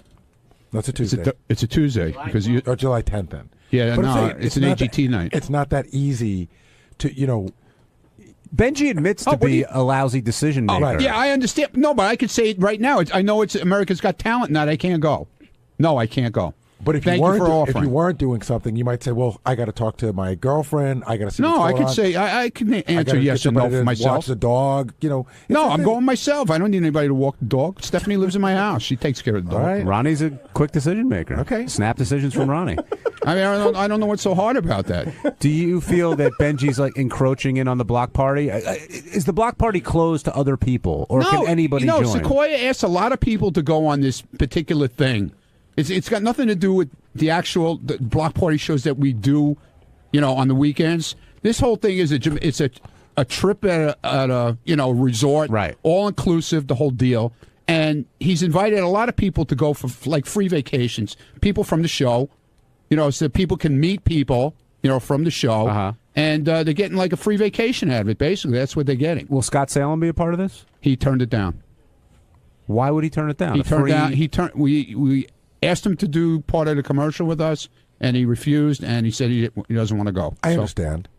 He's out. Well, I understand why Well, he he wouldn't do quit. it. He doesn't want to do it There's anymore. nothing free about a vacation if the vacation you're on, everybody's a fan of the show, and all they want to do is talk to you about the show. Just saying, if you want to just relax, if you're going to be with the fans and you're getting paid, I understand that. But if you're going to relax and all you do is talk to the fans, you're not getting paid, I would understand why Scott would want to do it. Are you going on this, JD? I am. I thought you don't like the traveling He's going. and dealing with people and all that other stuff. He's going. Life is Sal's changed. going. Are you? Yeah. Sure. I guess you're back on the block party then. No, well, it's Jamaica. It's wonderful. I mean, a little time away. Are you still married in Jamaica? Yeah, I think I might bring my wife. Hopefully she'll be married in Jamaica. That's the carrot he dangles. She ain't going. She's not going to go. I asked her. What'd she say? Maybe. She can't make a decision? Apparently not. Who else is King of Jamaica? So I'll give her kids to worry Is about. everybody from the show going to this? I mean, that's a lot of people. I don't know. I think Tracy's going also. See, to me, that's cool. Like to be able to be able to chat with Tracy on the vacation. I think people would love that. Right. So do I. I think possibly Jason's going. I don't know about Will. I think Will was asked, but I don't know if he's going or not. The other thing that came up today, Brewer came in, and Brewer's always great and funny, and we all say, like, why isn't he bigger, a bigger star than he is? But when he tells us stories about his dad, it's just, is it hard for you to hear because, your dad has passed, or how does it make you feel when you hear that kind of stuff? My thing was more talking about what I identified with was like with my mom. When there was a period of time where I had to have like aides work with my mom, and I'm living in New York, and I'm calling down to Florida, and they call me every couple of days. They're like, "Oh, Mr. Gaddy, we need more money for food." I was like, "I just gave you $200 3 days ago." "Oh yeah, she eats so much, And you don't know what's going on. And I know that my mother would tell me that the aide, she called the aide a bitch, and the aide told her she was a fucking asshole, like that kind of stuff. But I mean, I think Jim's to be commended for taking care. I mean, he is taking He's great doing care it in of his own house. That's. I mean, he's making the ultimate sacrifice. That is so tough, man. But at least he's saving a shitload of money. Like Sal, when it comes to, if God forbid your mom passes on and your dad's the only one left, and he needs to be cared for, will you take your dad into your house? It might be an issue with my wife. She doesn't even like people using the bathroom. Like if somebody comes over to, if the guy who comes over to fix the dishwasher, he's like, "Can I use the bathroom?" My wife's like, "Well, I'd rather you didn't." But really, well, she says that he takes a shit in there. He's taken a shit a few times, and she always says every time he comes, he takes a shit. Wait. She says to the guy point blank, "I'd rather you didn't." Yeah, she says because the cleaning lady just came, and what does the guy say then? Well, why don't you just buy a new dishwasher? It sounds like the guy comes a lot to fix I don't know, the dishwasher. Sounds like he's gonna shit in the dishwasher. Maybe there's more going on than just dishwasher. These 4 Mexican guys came when it was snow. We had a snowstorm, and they were working their ass off. And one Mexican guy came to the door. He goes, "Can I please use the bathroom?" She goes, No, you can't." he went behind the garage. She caught him taking a leak. She opens the back door. "What the fuck are you doing?" So, getting back to taking care of family, yeah, I've done it with my grandfather. My grandmother passed away. My grandfather used to have one of those stupid buttons, those life alert buttons. But he would hit it for peppermints. He would hit it for apple pie. He would hit it for a pack of cigarettes. And then after a while, it's like crying wolf, and nobody wanted to go. So we're sitting down, we're eating dinner. My father's like, "Bah!" He said, "Can you fucking go over there?" I go, "What does he want this time?" So I go over there, and he's sitting there, and he's got a little jug sitting in front of the couch. And he's like, "Take out my tool. I need to take a leak." Because he has a busted hip from the war. So I had to help him up his walker. I had to unzip his fly, reach into his pants, and hold his cock while he took a piss into a jug. That's so tough. And I did that. And I said, "Look, if there's ever any way I'm getting into heaven, I think that was my free pass." So I held my grandfather's cock. I think I got a shot to get into heaven. So I did it. It's tough, and it felt weird. Well, it's family. You do what you got to do for family, Yeah, right? Well, I guess so. Yeah, but you held Richard's cock, right? Yeah, but that's. I mean, to feel it felt like a German Shepherd's paw that's been shaved down, and then you literally feel the stream of piss go through the vesicles. I mean, and I was only 17 years old, and it was the oddest feeling in the world. And then he says to me, "Shake it off," which Do you guys make eye contact? Are you like smiling at each other? I or? stood straight, and he was watching Jeopardy. All I remember is just watching Jeopardy as I held his penis, and they shook it off. I tucked it back in. I washed my hands, and I left. And I said, Dad, I'm never going back there again. I just held Grandpa's cock. Apparently, my dad was doing that for quite some time, and he never told me. And I think that was the deal. I think that my grandfather needs someone to help him take a leak. And my dad pawned it off on me. With no heads up. No heads up. He's like, can you help me out? Can you go to Grandpa, see what he wants? Every time I went, it was for peppermint patties and apple pies, so it wasn't this time. Hey, it's Ronnie the Limo Driver. It's on Tuesday's wrap-up show. We got in a conversation about Debbie the Pet Lady's appearance, how I thought some of it was bullshit, and, you know, some of it is shtick, but a lot of it is she is crazy. But you got to make a decision for yourself. You got to check it out on the wrap-up show.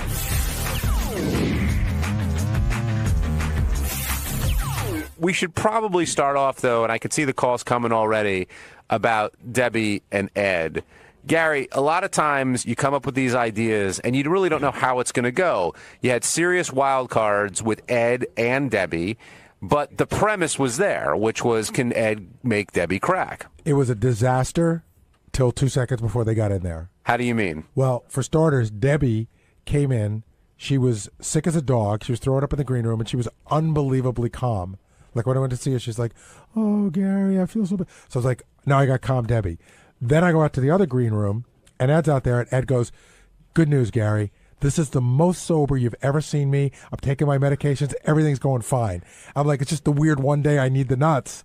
I get the normal people. But then... Did you really think the two of them would have a passive conversation? No, and in a way, it worked out better, because if she'd have been as crazy as she usually is, and he'd have been drunk, I wouldn't have been able to control them as much as we weren't able to control them. I know Will was all over Debbie. He was on bucket duty, apparently. Right. And I had Ed, and then I had to get Richie Wilson to grab the other side of Ed because he kept getting around me. Was she throwing up in the green room from the get-go? That's what they said. Yeah, that's what the people were telling me.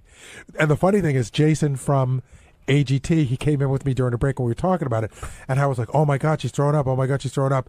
And Jason goes, yeah, that's pretty common at AGT. So what was the lineup in the studio? You had Ed on one side and Debbie on the couch. And Debbie was trying to go over to another mic, but Will sat her down. Right. And in between, you had you, Ronnie, Will, and Richie Wilson. I also noticed there was a moment where Gary was like choreographing Will to block, like that. Yes. Like you know that they were physically getting so close. Well, no, what happened was Debbie started to walk over, and Ronnie was standing in the back, and I'm like, I pointed to Ronnie, I'm like, dude, she's getting way too close. Get over here. All right, let's go to a call. Brad in Pennsylvania, you're on the wrap-up show. Hey guys, how you doing? Good. Love the show. Thanks. Yeah, I think that was an awesome segment, but I think you guys screwed up. You should have had Debbie have to talk to Ed while he was talking back to her, because you can sit and be quiet while someone's mouthing off to you if you just block it out. But if you're talking to someone, you can't block it out. Well, we talked about that after the bit. There's a couple things going on. First of all, trust me when I tell you she was not blocking it out. She was literally eating the fucking pillow.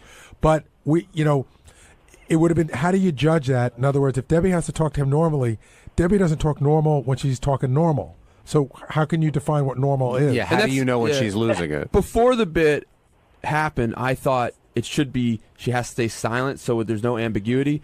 But now, having seen this, I think we should definitely do it again, and she has to at least talk during it. And we have to come up with some definition, and I don't think that'll be that hard, that, whether she wins or loses. Because I compared it to, like, I could fast. I could not eat for the next 7 days. That'd be tough. Much tougher would be to eat right for the next 7 days. Now, did Ed see it as a challenge to get Debbie? Does he enjoy getting under Debbie's skin like that? He was a little weirded out because we didn't tell either one of them why they were coming. And when I told him, he's like, I knew this. He's like, listen, she's gonna attack me. Are you gonna protect me? And so I said, and I don't think he was talking about during the bit. He meant after the bit. Oh wow! So when Ed was done, I got him right out while Debbie was still in there. I go, leave now. You don't want drama. Leave now. And he listened to me. He was with other people who seemed to have control over him, including, by the way, a girlfriend who seemed way too normal to be Ed's girlfriend and was sort of cute.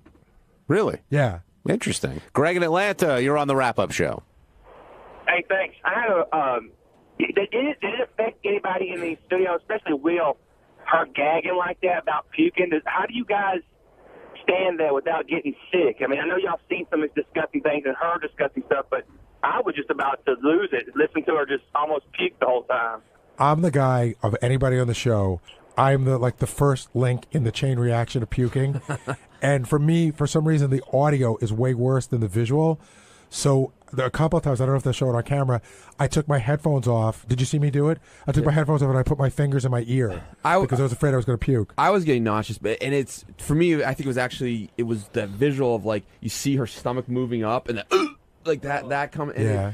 You have those waves of nausea. Yeah, you heard it come up a couple of times, and she didn't even vomit. A lot of burping, too. A lot of burping. She had a lot going on there. It's also, I think, interesting, like, from a psychological perspective, Debbie seems to me to have she probably has some sort of mental things that, I don't know what it is.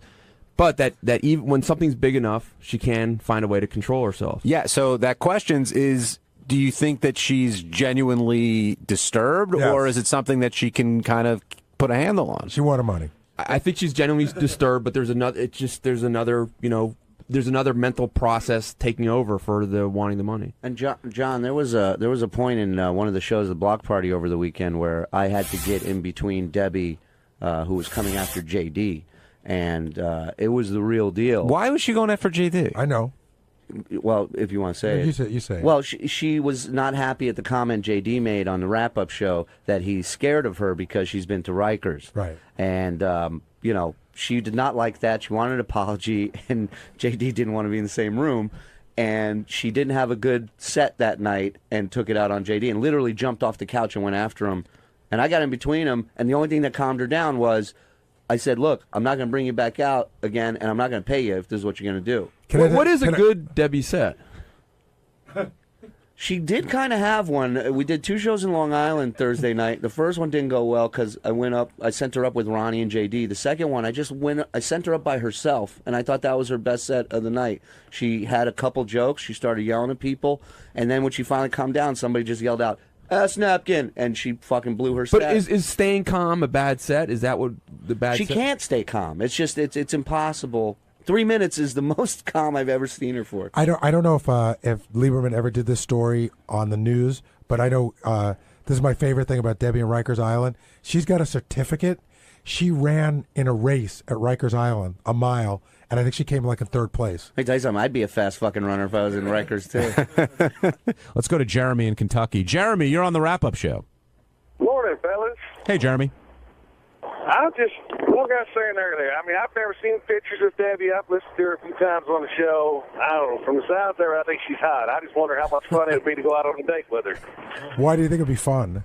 Well, I mean, it's just with her personality. I mean, God, it's always going to be something interesting. I mean, there'll never be a dull moment. That's for damn sure. Don't you want a few dull moments once in a while? By the way, I every time I see Debbie, I say this.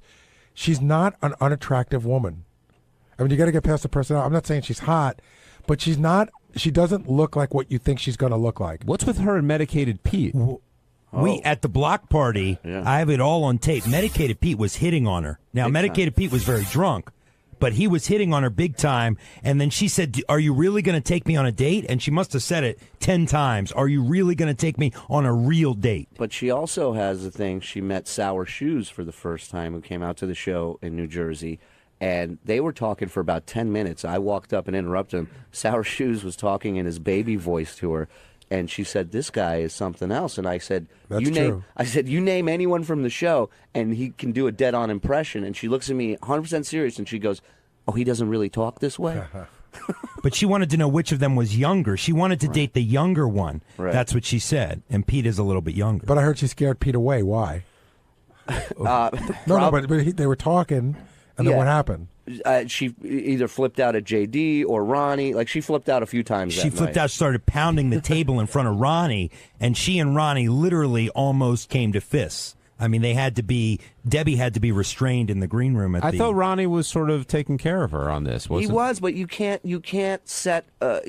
predict what's going to happen. The littlest thing that you don't even think, is a big deal, all of a sudden you come into World War III into that room. And I want to clarify, somebody said, does Debbie play all this up? Is it real? She does play it up a little bit, but I spent the day at her house, and she is physically and mentally handicapped, according to the state. What's her she has physical handicap? paranoid psychosis, which is her mental handicap, and she has a tumor lodged in her leg, which prevents her from doing some manual labor type things. So they send a bus for her to take her to doctor's appointments and things of that sort. So while she does play it up a little bit, most of it she can't control. Has she ever, when you were like working with her, do you feel she's ever gotten like out of control towards you?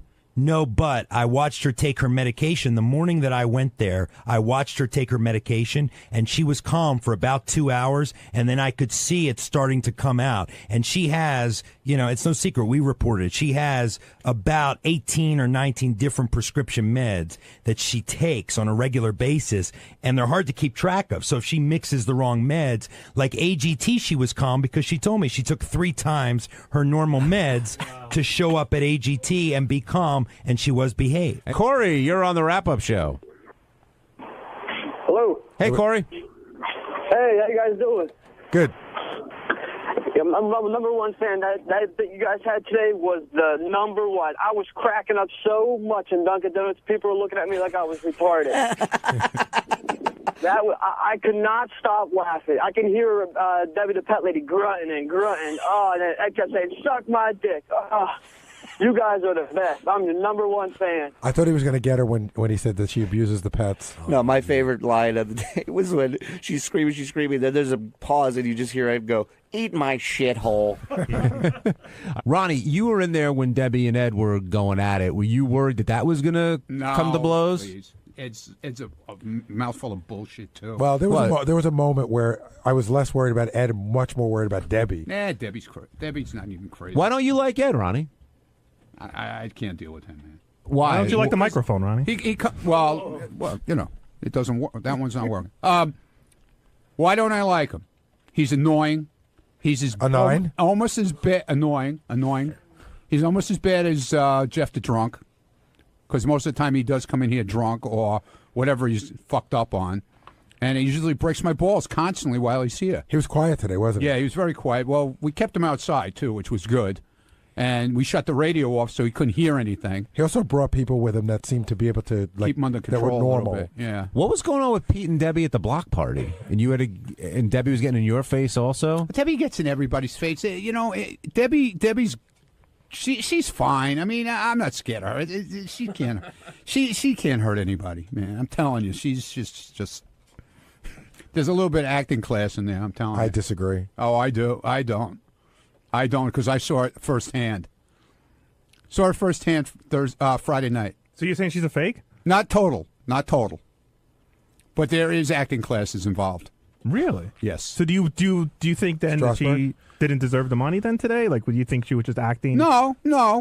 She is nuts. Oh, but she can control it. Controllable nuts. On Wednesday's wrap-up show, all the talk was about Ronnie Mudd. Dan, the song parody man, got under Ronnie's skin, and we tried to figure out why. And then Ronnie came in and shed absolutely no light on the subject.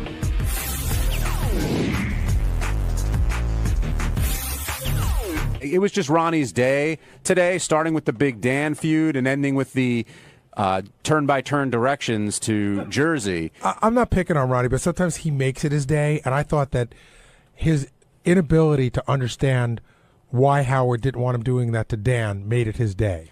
Do you think he was just blacked out to it because he's so pissed off at Dan and Dan gets under his skin? I understand that Ronnie hates Dan. I can sort of understand why. I'm not sure that it could be displaced, but you could say, we don't need to know why. Ronnie hates Dan. That's all we need to know. But you got to think of the show when you say nobody up here likes you, nobody wants you up here. And I can even understand Ronnie being so blacked out to it that he doesn't understand when it's happening. But when Howard explains it to him in a much calmer environment and says, even though you're doing your block party, even though you're backstage, you're representing me when you say nobody wants you up here, and he doesn't understand that, I think that's tough. He said when it comes to Dan, he's not going to back off. Ronnie said that repeatedly. But that means he's not listening to Howard. And Gary, I think he does understand that. I just think this is a special circumstance that for whatever reason, he doesn't want to see it where, he's not going to take shit from this guy, and he's going to put him in his place. But did Dan give him shit? Have you ever been thanked by Dan? What do you mean? No, I'm just kidding. That's all Dan did, was as far as I know. What I'm saying is that it appeared Dan walked in and Ronnie started shit with him. And again, I understand why he doesn't want him there. I'm more prone to just ignore somebody than to fucking yell at him. What about Ronnie not knowing his way to where Newark AGT is happening in Newark?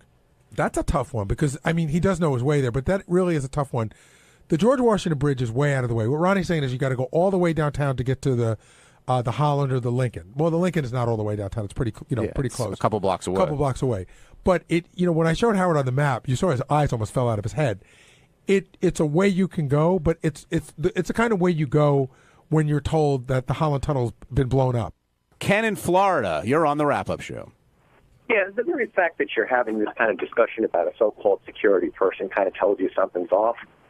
But that everything's been forgotten about his core job, that he's a hothead on the road, that he fucked up the purchase of the limo, couldn't get the heat right in the limo over the years, song parodies were made about it. The guy's just wrong. Well, I don't know that you could yell at a guy for what he does. Like, I don't know how many... See, here's the problem. Like, you have a boss, right? Whatever you do, you have a boss. Ken? Yeah. I'm my own boss, but okay. Yeah, I know what you mean. All right, but say, okay, do your employees know what you do on the weekend? They probably don't. They don't get to see. Ronnie is out on the weekend being videotaped by our staff, so we know Ronnie's every move on the weekend. What if we didn't know what Ronnie did on the weekend? He went out and he got drunk and he got nuts and he yelled at people and he came in on money you'd never know. Ronnie, Gary, let me ask you a bigger picture question, which is this. Do you think, and I'm not kidding, I'm being very serious, do you think that Ronnie's star, which we joke around sometimes is right, do you think it's gotten to him? Do you think that he's been affected by the success of the block party, the appearance in a film, possible TV shows, all this stuff? Do you think that level of fame has touched him in some way where he's a little bit different? I don't think it's such a huge level that it would give you a big head. I don't think so. Ronnie can be hot-headed. I think Ronnie would hate Dan if he never went on the road. But I'll throw it back at you. What do you think? I think it's affected him in some way. I don't. How could it not? I mean, if you have a block party named after you and you got all these fans coming and screaming and loving you, it absolutely would get to you. May I ask him?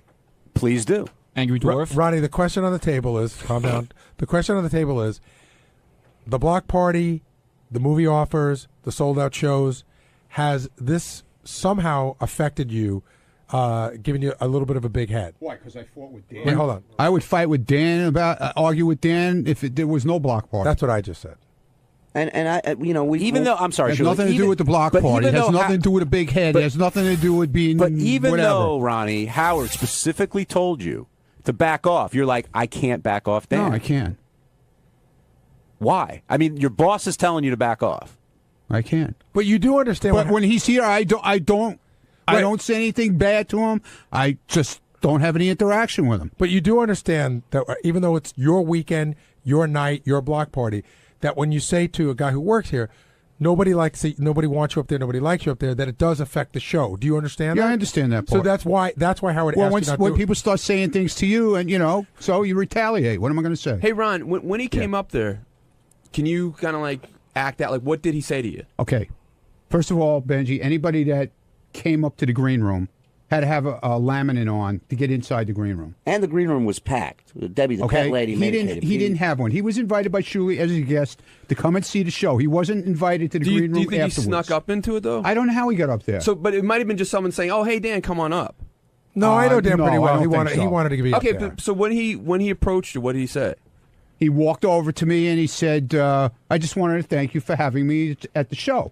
And in turn, I said to him, I didn't invite you to the show. I wouldn't have invited you to the show. I didn't want you here. And I said, I don't know why you're in the room to begin with. And that's when it all started. But Howard said at those times, there are times there was nothing wrong with him being at the show. Shuli invited him as a guest. That's fine. I have no problem with that. I saw him sitting there the whole night. And he was right about the water and everything that he said there was water on the floor. I saw the water, but fine. He was nice. He said it fine. And I acknowledged it. I said thank you, and I just kept walking. But there are times when you have to talk to people that you don't necessarily like, and you got to take the quote-unquote high road and just Be polite, even though you don't want to. I mean, we all go through that at one time. No, I basically told him he didn't belong in there, and he didn't. But that's his MO. He does that at every show. Well, Shirley, do you agree he didn't belong in there? Well, he wasn't. It wasn't part of him coming out to the show. Dude, it's a yes or no answer, Shuli. It's a yes or no answer. Did he belong in there? Yes or no? No, I didn't tell him he can go to the green room. But so let me. no. You still can't say no. I just said no. Yeah, but you guys don't know that he was told not to go up to the green room. Right. Okay, say little Mikey came to the show as your guest, right? And wouldn't you say, you would think, I wonder why little Mikey didn't come back. He's like part of the show. He's like, if he came back, would you find that odd? High pitch Eric. Would you find it odd if little Mikey came back uninvited? I don't think you would. No, probably not. Little Mikey's he's a harmless guy. You like him? Yeah. This is what this is about, though. I understand, but I like Dan. I wouldn't have invited Dan if I look. When I first moved out here, I didn't know anybody. Dan helped me with a lot of things. He was a very nice guy, and he helped me out with a lot of stuff. I had my issues with Dan in the past. You're not kidding, you did. You had a nice little argument with him on the air not too long ago. Absolutely. You don't remember that? What I'm saying is, for somebody when he who's called you a hack, somebody who's a part of the show, which Dan is, yes, right? Somebody who's a part of the show to come backstage and then they come back, and if somebody says somebody must have said you can come in unless he snuck around a corner. I just don't think it's that weird that he comes back. It's not odd that he was but back why there. come right to me, Gary, when he knows we don't have a relationship? Maybe he was trying to put an I olive don't want branch, a relationship but maybe he was with trying him. to put the olive branch out. I don't want it. What are you going to do? What are you going to do? What are you going to do if he shows up in Jamaica? I'll stop it, John. I'm being serious. He's not showing up in Jamaica unless he pays for a ticket. Then I'll be as gracious as I can be. But Shuli said will if that he pays ruin your $900 for a ticket, he's welcome to come. Well, that Shuli ruin said your he was trip, though? invited. Excuse me? Shuli did invite him. He did. Yeah, okay. No, he did. He might have been when he good. walked Then out. He could take me off the show with Scott. You know like what he did with Scott. You know what I'm sort of picking up on here, and you guys can tell me over here if I'm off base. You seem pissed off at Shuli. Why am I pissed off at Shuli? I think you're angry. Well, he can't give a straight answer. That's one thing. He's not fully He's supporting trying to you. play both sides Not only of that, the you coin. probably blame him for what happened today because he invited Dan if Dan had never been There's no invited. problem with inviting Dan. Like I said, if he never came up to the green room, if he went to the show like he was supposed to, he was with Gianna, and they were sitting together. They were supposed to, when Gianna didn't come up to the green room. Why didn't she come up? She's part. She worked here. She works for Jay Thomas. She works with Shuli. She didn't just walk upstairs without being invited. And High Pitch Eric came to the show. I told him he can come at the very end. I bring him on stage, say hi to people. And he never had a pass to go up to the green room. And before he did, he asked me if he could. And so... Yeah, in all fairness, though, if you would have said no, he still would have come up. Probably. There was food up there. He would have found it. Scott's pissed at Ronnie. Ronnie's pissed at Shuli. Shuli's Scott's pissed at not Scott. pissed at me. He isn't? No. You said yesterday he was kind of giving you the cold No, shoulder, and your relationship isn't John, the same. You're twisting things around. Not really. I said that he's. John. I just said that he's. It's not the same way as it was. I didn't say he was pissed at me. But he has you implied that Scott has a weird feeling towards you. Maybe it's not pissed, I think but it's so. a weird Yeah. feeling. But then, as of yesterday, I didn't think so. Well, and also, you've always sort of well, like things changed said, yesterday afternoon. You've always sort of when it came up. With I'm sorry, Benji. What changed yesterday afternoon? It's just something changed.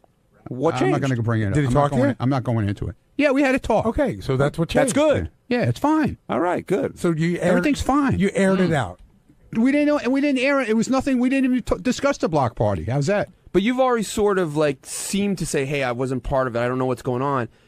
When Scott was upset at Shuli, but then Right. today you said Shuli, like, "Hey, give all your lies like you have all along. Do what you did to Scott." So you seem to be saying that he did something wrong to Scott. No. What I said was, I was joking about the money situation when he said he was going to dock my pay, and I said, "Oh, like you did to Scott." That's all I said. So do you feel what he did to Scott was wrong? No, he had a point to make to Scott, and he was the one who's in charge of with the money, how much everybody gets paid. Well, and also I have Benji, nothing. Scott I have quit. nothing to do with that, Benji, and I keep telling everybody that. I don't know if you believe it or not, but just because my name is on it, I let those guys handle it. Him and Sequoia handle everything in finances and booking the shows. I think I you have secretly nothing to do control with it. everything here. Okay, well, if you think that, that's fine. Dan in Illinois, you're on the wrap-up show. Don't yell him. It's a different Dan. Hey, guys. Love the show. Hey, Dan. Anyways, Shuli, like Ronnie just said, Shuli made the comment earlier he's going to dock his pay. Ronnie's the guy who sells the tickets. He's the personality. If Ronnie goes away, There is no show. There goes Shuli's paycheck. Now I've just docked his pay again, sir, just for this call. Oh, no. I would guess, and Ronnie, if I'm minus zero now. I would guess that probably what you're saying is that Ronnie is the draw. But if you ask Ronnie, does Ronnie want to run the show? No. Pay people? He would say absolutely not. I don't want to. No, I don't want to run the show. And that was, that's how it was from the beginning. I don't want to run the show. And I just want to say, when we first started the whole thing, nobody was buying tickets. Nobody was coming out. Now it's a successful tour. And if anybody could pull diva shit and get a big head, it would be Ronnie. And he really hasn't. I would love to sit here and say he's asking for this, that, and the other thing. But he really doesn't. He's a total team player. He's as small as he ever was. Scott said he had an agreement that you guys all were taking part of a split. That all came up. At this point, are you straight pay or do you get part of a split also? I don't get part of a split. Is that true, Shuli? I get pay, and I get if we do really well, I get a bonus. That's part of a split, then, right? Yeah, it is. He's still He's working on a base versus a draw. Right, contract Right. plus I bonus. get a base just like Scott was getting, and it was explained to Scott too that he was getting a base, and if we did better, he would get more also. That was explained to him, but he didn't see it that way. Nick in New York, you're on the wrap-up fault show. him for that. He's got his thing in his head the way he sees it, and it's his personal opinion, and that's the way he's handling it. It's got nothing to do with me and him being friends. Go ahead, Nick. This is like a Ronnie vortex now. It's Benji stick, just in Ronnie format. I think I'm not trying to do a shtick, mister. I'm really not. Mister. I'm not. I was, because Dan started this whole thing. I'm not trying to, there's no vortex here. Take it easy, Ron, mister. I used to love you. You were great. You would just kind of come in, you'd have your quick little to say, and then you'd walk Yeah, but away. Howard kept calling me back in, dude. It's his show, and if he calls me back in, I go back in. You've got like the perfect gig. You got the. I know I do. I know that. Then don't ruin it by getting pissed at Dan and getting Howard on your bad side. Like you've got it made. Yeah, well, listen. Sometimes you can't help yourself. Somebody pisses you off enough, you just get set off. I'm sorry. I've never heard you scream like that before. You hit a high note today that I have never heard. Your face was a color red I'd never seen. You were pissed. Yeah. You asked me a question about having a big head, Yeah. John. I'm the last one to have a big head at these shows. I'm the one who stays and hangs out with the people, even if they didn't pay for a meet and greet. I'll tell them to hang out and take pictures with them and sign autographs and whatever they want. I signed girls' boobs the other night. I mean, how generous. It's like Mother Teresa on this thing. No, but the point out you weren't in here. What I said was, Ronnie, I don't think you can help it. I think when people are going to your block party, when you're going and you're doing a movie for Stamos, when it's natural. I'm not saying it's wrong, but I'm saying it's very difficult to keep a level do you head have a when big all this head stuff now? is happening. You have all kinds of TV shows, radio shows. Do you have a big head? Ask Jason; he'll tell you. Yeah. Do you? No. No. I don't think but I think. See, nobody thinks they do. No, but I think it's definitely affected me in some way. I'm sure it has. Absolutely. I try not to let it. I try not to also. Okay. All right, super. Just because of what happened, with Dan, that doesn't make me. I got a big head now because I got in an argument with a guy I haven't liked for years. One last thing before we go to break, Ronnie. I know it upsets you when your professionalism is questioned, and apparently you can't find your way to Newark. I'll stop it. Give me a break with that, will you? It's that head. It's too big. Right. It's too big, right. Do you think Howard now doubts your driving expertise? I don't know. Maybe he does. I don't know. But all I was saying about the George Washington Bridge, that if the tunnel is backed up for miles and you can't get to the tunnel, you can go that way. It is miles out of the way, but if there's no traffic, you're constantly moving, you're still going to get there. You're not going to sit there for an hour trying to get through the Lincoln Tunnel. By the time you get through the Lincoln Tunnel, you could be there by going through the George Washington Bridge. If it's backed up and you can't get out of it. But how special a circumstance would you say would have to be? Like when they close the tubes of the tunnel and the tunnel is closed and you can't get near it? That's when I. But I think that's what I'm talking you gave about. Howard the impression that it was. I never gave him that. A I good said there's alternative, other ways not to go. a special case. I said in an emergency. Yeah, like 9/11. It's a good way to go. That's how Scott got home. Ronnie, right to the bowling tournament. How's it going to be that first night when you hit that traffic and Howard's in the car? Well, the first night it won't be bad. Well, I'm saying the night that it eventually happens, because you're going to run into something one night. Oh, yeah, of course it is. Are you more fearful of that night or the next morning? It's something you can't help. What are you going to do? Hey, we've joked around. He knows about traffic. He knows it's bad. Is there really any talk of like a special lane, police escort, that kind of thing? Not about a special lane, but I've spoken to some people that might be able to help us get through stuff. Who just got in trouble for this? Was it P. Diddy? No. Somebody got in trouble for Yeah, getting in New Jersey State Police got in who trouble. who had the police escort? It was a rap star. I don't know. It was 20 Ferraris or something. And, that was a different one. Oh, that was there a was different one in New York. It was P. Diddy had a special police escort, and all those guys got in trouble. Well, I'm not saying anything, and I'm not saying I'm gonna use it because you already did. At this, no, I didn't. Kind of did. Because at this certain place where this thing is at, it's not. You don't really need who these certain people couldn't help us. Really, that much. I know what he's saying. Oh, friends of ours? They really couldn't help us that much because when you get off the highway to where we're going, it's a quarter of a mile to get there. So from there's the highway. no special way to... Yeah, there's really no Have you ever special. thought, like, I mean, they doing- could push us through maybe, but have you looked into a speedboat Or like I'm an serious. ambulance? How about an ambulance? No, Have you ever serious. thought of like taking an Jets. ambulance? I know what you're saying. You could take a boat from here and get there quick. That would be so That cool. would take you to Jersey. That would take you to Jersey City. 7, you're on the wrap-up show. Oh, let me talk about Ronnie. Can we come back to it for 1 second? Go ahead. All right. First off, okay. Dan, the song parody man, I've had him in my recording studio, is the nicest guy on the planet. I've never had a problem with Dan. He comes in, he's always pleasant. He's always never said a negative word about anyone on the show ever. Okay? I think this is just turning into the Ronnie Munn show. It's like he's treating Howard like Howard's an employee. I cannot believe Howard's putting up with it. I mean, how much can Howard take? It's becoming psychotic. Am I right or wrong here? Oh, Ronnie's right here, Ron. Whatever, the guy's got his opinion. Ronnie, come on! Everyone thinks it. You're out of your fucking mind. I mean, how are you going to blow the greatest thing ever? You're a limo driver. God bless you, and now you're a midget security man. That's awesome. But you're going to blow this, bro? By Go hang acting out like with your a buddy, fucking and you have, banana? like I said, go hang out with your buddy. You got your opinion. He's not be my buddy. guest to I've have only your met him opinion. a few times, but he was always a mensch. He's never bothering nobody. How do you know? Have you been here? Have you been around when he's been up here? Everyone who's met him says he's a Okay, good great. guy. Everyone who's met him. You bring me all those people that met him around here. All right, well, listen, Ronnie, it just seems that you're going to blow it.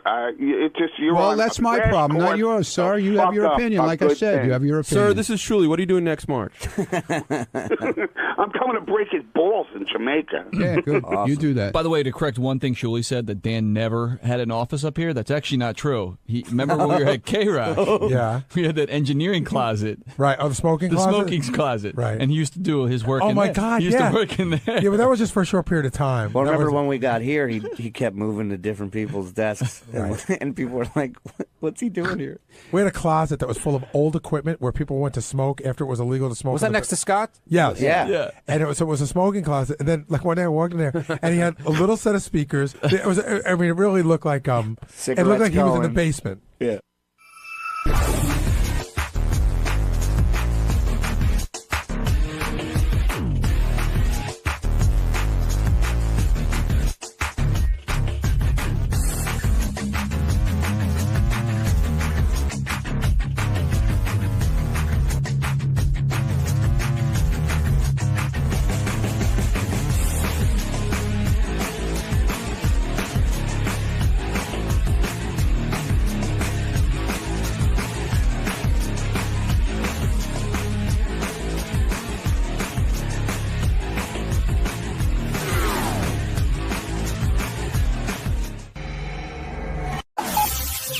This is the best of the wrap-up show. A recap and behind-the-scenes look with John High and Gary Dell'Abate. The best of the wrap-up show begins now. Hey, it's Gary Dell'Abate. On Monday's wrap-up show, we talked to Sal and Shuli about their big trip out to Vegas at the Hard Rock Hotel. Sal felt he was mistreated. He threw a hissy fit. Some people said he had the right to. Some people said he was being a diva. So we hashed it out, and here's how it went. Sal, you did not have a very good time at the Hard Rock. At least I had didn't a sound great like that to me. In spite of what had happened, I had a great time. But you trashed the shit out of them on the air this morning. You probably will not be invited back. That's fine by me. I don't want to go back. Do you want to go back to a restaurant? But did you have a great time, or do you not want to go back? I had a great time with the guys. I had a great time with the fans. I had But a you know terrible, they- but you I had know a they- terrible experience with the nightclub, with the casino and the club. And as a courtesy, before all this went down, I might interject here and make you aware. I just realized I'm interjecting on myself. But anyway, I went to Shuli and I said, Shuli, I go, I'm upset about this, but before I go any further, do you have any problem with me voicing my opinions and my disgust with what happened? And Shuli said no. So Well- if Shuli would have given me said no as a courtesy to Shuli and Ronnie and the block party, I wouldn't have said a thing. And John Lieberman was there as well. So I only voiced my opinion after I went to Shuli respectfully to see if I could do it. But you didn't. But with that being said, like I didn't know. Can I say something would mean writing "go fuck yourself" on a check. Like there's. Shuli, you laughed and said "go nuts." You laughed and said "go nuts." But you know what? Like I said, I went to them first as a courtesy. They fucked up big time, and to tell you the truth, I think I was quite nice. Why did you give the 18% tip? What? Because you know what? The girl's still working. She still did her job. I don't believe Sal did. That's my statement. He doesn't believe. I don't believe you. paid. I don't believe you paid the check yourself, and I don't believe Why? you gave 18%. Why would you think tip. that? I just because I toured with you for 2 years. You want to bet before on this. it? You want to bet on it? But Shuli, listen. what do you? Wait, hold on. What do you mean you toured with him for 2 years? And- Because Sal, when he gets at these shows and he gets a couple Kettle Ones in him. Kettle One and pineapple. Kettle One and pineapple. And wine on the plane. I watched Wine on the plane. I watched it one night, and he knows this story. He laughs babe? about it now. Yeah, but it's just funny. One of the guys that promoted us early on, he goes, "Hey, babe!" He yells. He goes, "Hey, babe! Kettle One and pineapple." And he goes, two, babe, two. That's not a big deal. The guy goes, "What do you want to drink?" And I said two as a courtesy, so he had to go back and forth. This guy you're served too drinks kind. like crazy. So look, I waited 5 hours for my food. My key card was fucked up 2 times in a row. I was angry, and there was no place to sit. We're sitting outside. As soon as I get outside, it's the sweltering heat. I'm sweating there like a Cambodian with flies on his fucking face, and I'm like, I can't even sit down in this place. We're doing a poker tournament. But you know, we're when doing you a hold on, wait, when you we're doing a talk to poker John, tournament. when you Wait, talk wait, to wait, John, let me you just gave finish. we heard what went wrong. When you talked to John, you gave a totally different side of things. You stood behind everything that pissed you off. There was no mention of writing on the check, "This is for your manager, not you." There was no mention I still stand behind it. I stand behind it even fucking more. Fuck that place. I hope they go into the. There's not a But scene are in you Las aware Vegas, that but if that there was, place? I wouldn't mind. Are you aware that place specifically asked for you and Richard? No, I did. And I never implied. What does that have to do with anything? They're the ones who you were not on this show until they said we want Sal Rich. So this hotel that you're shitting on that did nothing for you are the ones that hired you for this gig. Exactly. So they should have at least had the courtesy to send over a fucking manager after waiting 3 hours for food. And listen, and Sal, had the courtesy to make me aware that it's $15 for a fucking cup. I'm not and saying, to not send me but Sal, across you know the what? casino. At the end of the day, Sal, at the end of the day, his name is on fucking poker tables, and that's probably and he could throw a fucking diva fit and be an asshole, and he doesn't. And that's none why of us do. I didn't either. I'm talking what about. What do you mean you didn't? Of course you did. This is no reflection on your show. This is logistics. It reflects not only our show. It reflects then surely you should have said no to me. When I asked you, you should have said no, not laughed. You knew I was going to get mad. I have to tell a grown man no. Don't shit on the hotel that we're performing at. If you waited 5 hours for food, would you be mad? If you waited 5 hours for food, I probably would be. Would you be mad if you had to walk through a casino? This way. Well, I handle it this way. This is how I handle shit. And it's well, wrong. that's fine, but that's how Sal Governelli handles shit. Go fuck yourself with AIDS up your ass. Sal, I do have one thing I do want to say, and I can understand as a patron you being upset. That's all I'm talking about. And I'm sorry to reflection on the block party, and that's why I asked Shuli as a considerate person. You're a grown adult. You're a father. You have kids. You know what's right and wrong. Why did you laugh it off and say yes? What are you pinning this on me? I'm not pinning it on you. I didn't go Sal, right? Go fuck yourself on a check. I'm not pinning it on you. I'm saying take responsibility for it. I did. I maybe you didn't handle it in the right way. Instead of being a tough guy, what's the right way? Then you come to Sequoia. You go to somebody. You say, listen, our food isn't here, this, that. There's 9 million things going on. We have 3 events, one after the other Saturday. And I'm going to bother your guys? No, but you bother me with it. I didn't bother you. I didn't bother you one bit. You just said, you asked me if it was okay. You were standing by the pool and you laughed your ass off. I wasn't even at the pool for the bikini contest. But you said yes. I don't know why you're mad now. Why would you say yes and then just weasel your way into this conversation? You're weaseling this. You said yes. I'm you weaseling said yes. this. You're backtracking everything you said. Let me you tell you gave me something, permission. dude. Let me tell you something. We did a show in Philly almost a year ago where we sold 40 fucking tickets. And 2 weeks ago, we were in Las Vegas playing The Joint at the Hard Rock, where we never fucking played with the Killers of Comedy. So we're moving in the right direction. The last thing I need is for you to shit all over the people that were... Okay, look, we did some shows in Long Island. I wasn't happy with them 100%. I didn't go and shit on the guy on the air. I didn't go and bring up shit. There was no need to. Exactly. And that's my point with this. But doesn't that show integrity that's Sal saying, look, yeah, they hired me, but I don't like the way I was treated, and I'm going to respond. I disagree. It doesn't show integrity. I think he threw a diva fit. What I was going to say is, as a patron, I understand that. And that's what Sal, let me shut up and let me finish the sentence. As a patron, I understand you getting upset. But as who are you in the sense Nobody. What was the expectation that someone should have recognized you? No, not at all. But you just said, I'm there to do the show. That's no way to treat me. But how would they know who you are? Okay, that's a good point. Nobody should know who I am. But you just said they should. The point I'm trying to make that after all of this, that we're doing the poker tournament, we're doing the comedy show, they've been plugged, we're doing the bikini contest. You figure at least one fucking person would know, or somebody would. But how would they know? I don't know, because we're there. We're advertising. Right, Ronnie's face is all over the place. I understand. How would they know that Sal Governale, star of the block party? Listen, it's a legitimate. Sal Governale, star of the block party, is at the pool. How would someone know that? I don't know, and I never asked that. I just said, how come there's nothing available? Should have known. I thought there would be some amenities, like maybe a fucking chair at a pool. I understand that, but I assumed a chair at a pool. I understand that, but that's all I did. Sal, I understand that, but you would have, if that were the case, you might have had to set up in advance.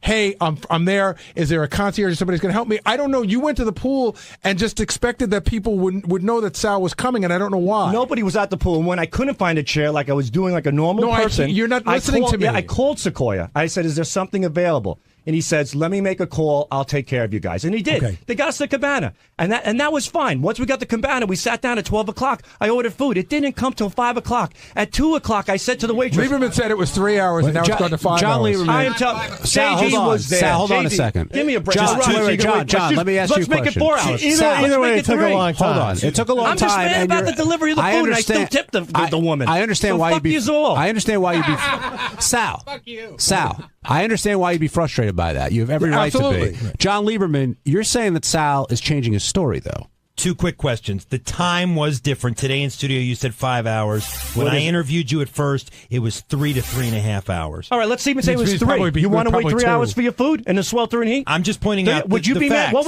would you tip? I'm not questioning your emotions. What would you tip somebody who waited, if you waited 3 hours for your food? What would you tip them? Calm down. What would you tip them, John? Mr. High and Mighty? I'm not being high and mighty. You're slithering your way into this. You're slithering your way into this. You're trying to manipulate the story. I'm the one who interviewed you there. I'm manipulating the story. What's your interviewed you there. What's your point? All right, so let's say it was 2 hours. If you shut up and let him talk, he'll get to his point. No, because you guys will keep packing away until you can paint me into some diva bullshit. I'm not. I waited 4 or whatever, but you even did 3 tell hours the for my waitress food. who you were. What? Big deal. Thank you. That's my point. You Big identified deal. yourself I said, to yeah. the waitress said, that you were Sal Governale. Can I please okay, speak but to a manager? That's all I wanted to interject, because you were saying to Gary, they should know who you are, but you never said who you were. But I was told by the pool manager, you made it clear who you were. To the lady after 2 hours that I'm Sal Governale with a show here tonight. Haven't gotten our food. We're very, very tired. Can I please speak to a manager? It's been 2 hours since our food came. She said, sure. She took off like a rat out of a fucking sewer. I never saw her again. Our food came 2.5 hours later. Sal, can I just ask you how can I be guilty of being angry over horrible service and still paying like a gentleman? Can I ask you one question? If you could just stop talking, can I ask you one question? I see you talk about a lot of stuff and usually have a pretty good sense of humor. You are unbelievably defensive today, but why? Because I don't know what angle you guys are taking here. I'm not taking any angle. We're just asking you questions. You said I act like a diva. I'm the furthest thing from a diva. You were saying they should have known who you were. That's diva-like attitude. And I couldn't understand why. Let me switch that around. I got to the pool and they should have known who I was, and I'm just trying to figure out why. Let me rephrase that. I would assume that they knew who we were based on the fact that we were doing 3 events there. That nobody knew us, and nobody was extending anything. Hold on a second. I wasn't looking for anything for free, but nobody knew What I'm saying is you expected I was more bewildered over over it. I was saying if you set it up with somebody and said, we will be at the pool, then I understand. I think there's an expectation in part that I don't understand that you, Sal, should have walked out and they should have recognized you, and I don't understand The only that. expectation I had was my food at least a half hour late. You just switched gears. You said, No, I didn't. You just said they should have known we were coming, but how would they have known it? When I say they should have known we were coming, it came down to the part like when we get outside and first of all, this is after walking around 40 minutes with my keys all fucked up. Has nothing to do with anything. How would they know usually you when were we're booked going? in a hotel, there's somebody there that they know who we are. There's a casino host or somebody who's aware of it. So nobody made me aware of it. I stood online. I got my key. They fucked up. I went back downstairs. Nobody knew who I was. And I figured at that point, like, this guy's part of the Ronnie Munn block party and the whole show like that. I figured somebody, as a courtesy, would. They always do at casinos. They go out of the way for big gamblers. They But go out of whose the way. fault is that? Is it the fault of whoever's setting up the show, or is it the fault of the? I'm trying to just figure it out. I don't think it's anybody's fault. I think it's got to be somebody's fault. I think it's a lack of competence on the casino's part and frustration. So That's you're what it saying came that down to. when the casino booked you, somebody should have told you, or there should have been somebody to say, "Hey, our special VIP person is going to meet Sal at the front." You know, I wasn't looking for that at all. When it came to 5 hours with the food and not having a place to sit at the pool, But then you're up to the food. I'm just trying to get to like 3 hours. 3 hours of food. And once it got to that point, once I was frustrated, once I was frustrated, I said, nobody even knows we are here. That's when it came out. But whose job was it for someone to know? I guess is the question. I don't know. I've never done this gig before. Let me I don't ask know. you this, but when you do other gigs, who tell? I don't know. But I'm saying I'm just saying. You have this expectation that there should have been someone there, but it wasn't set up in advance, so I wasn't sure why you expected it. I didn't expect it. I didn't expect anything. I got to the pool, there wasn't a spot. I called Sequoia, a booking agent. He got me a spot. After that, but wait, and that was done. just jumped It was over end to of the story. pool. We're talking about you showed up. I don't know who's supposed to set it up. Maybe in the future somebody will be there to set it up. Maybe But somebody who? Sequoia, our booking agent. Okay, Maybe that's he'll- what I'm trying to get. And he's always been great. Right now, I have no beef with the guy. I'm trying to figure out who you were expecting to set this up. Hey, Ronnie. Ronnie, I got a question for my you. booking agent. I've been working with him for 6 years. Not anymore. Ronnie, do you think that Sal acts like a diva, or is he acting like everybody else on the Block Party show? I don't know. I wasn't there. Be honest, Oh, come on, you heard what happened. You just saw Yeah, it. I heard what happened, and what happened was, I guess they didn't know who he was. I'm sorry. But what does that mean? But when I got to the pool, I got my sandwich in 15 minutes. Well, that's because your face is a poker chips. I got a tuna wrap, and then their food came the same time as mine did. So I'm sorry. It actually came I'm later. Sorry, Sal. It actually came later. It's not your fault. I just want to ask Sal a question. Sal, can you? I know you're into sticking with your guns, and if people are going to rip you off, fuck them. But can you understand how it may reflect poorly on the rest of us? Because this is the first show you're doing with us. You don't do the block party with us, so it's the first weekend you're with us.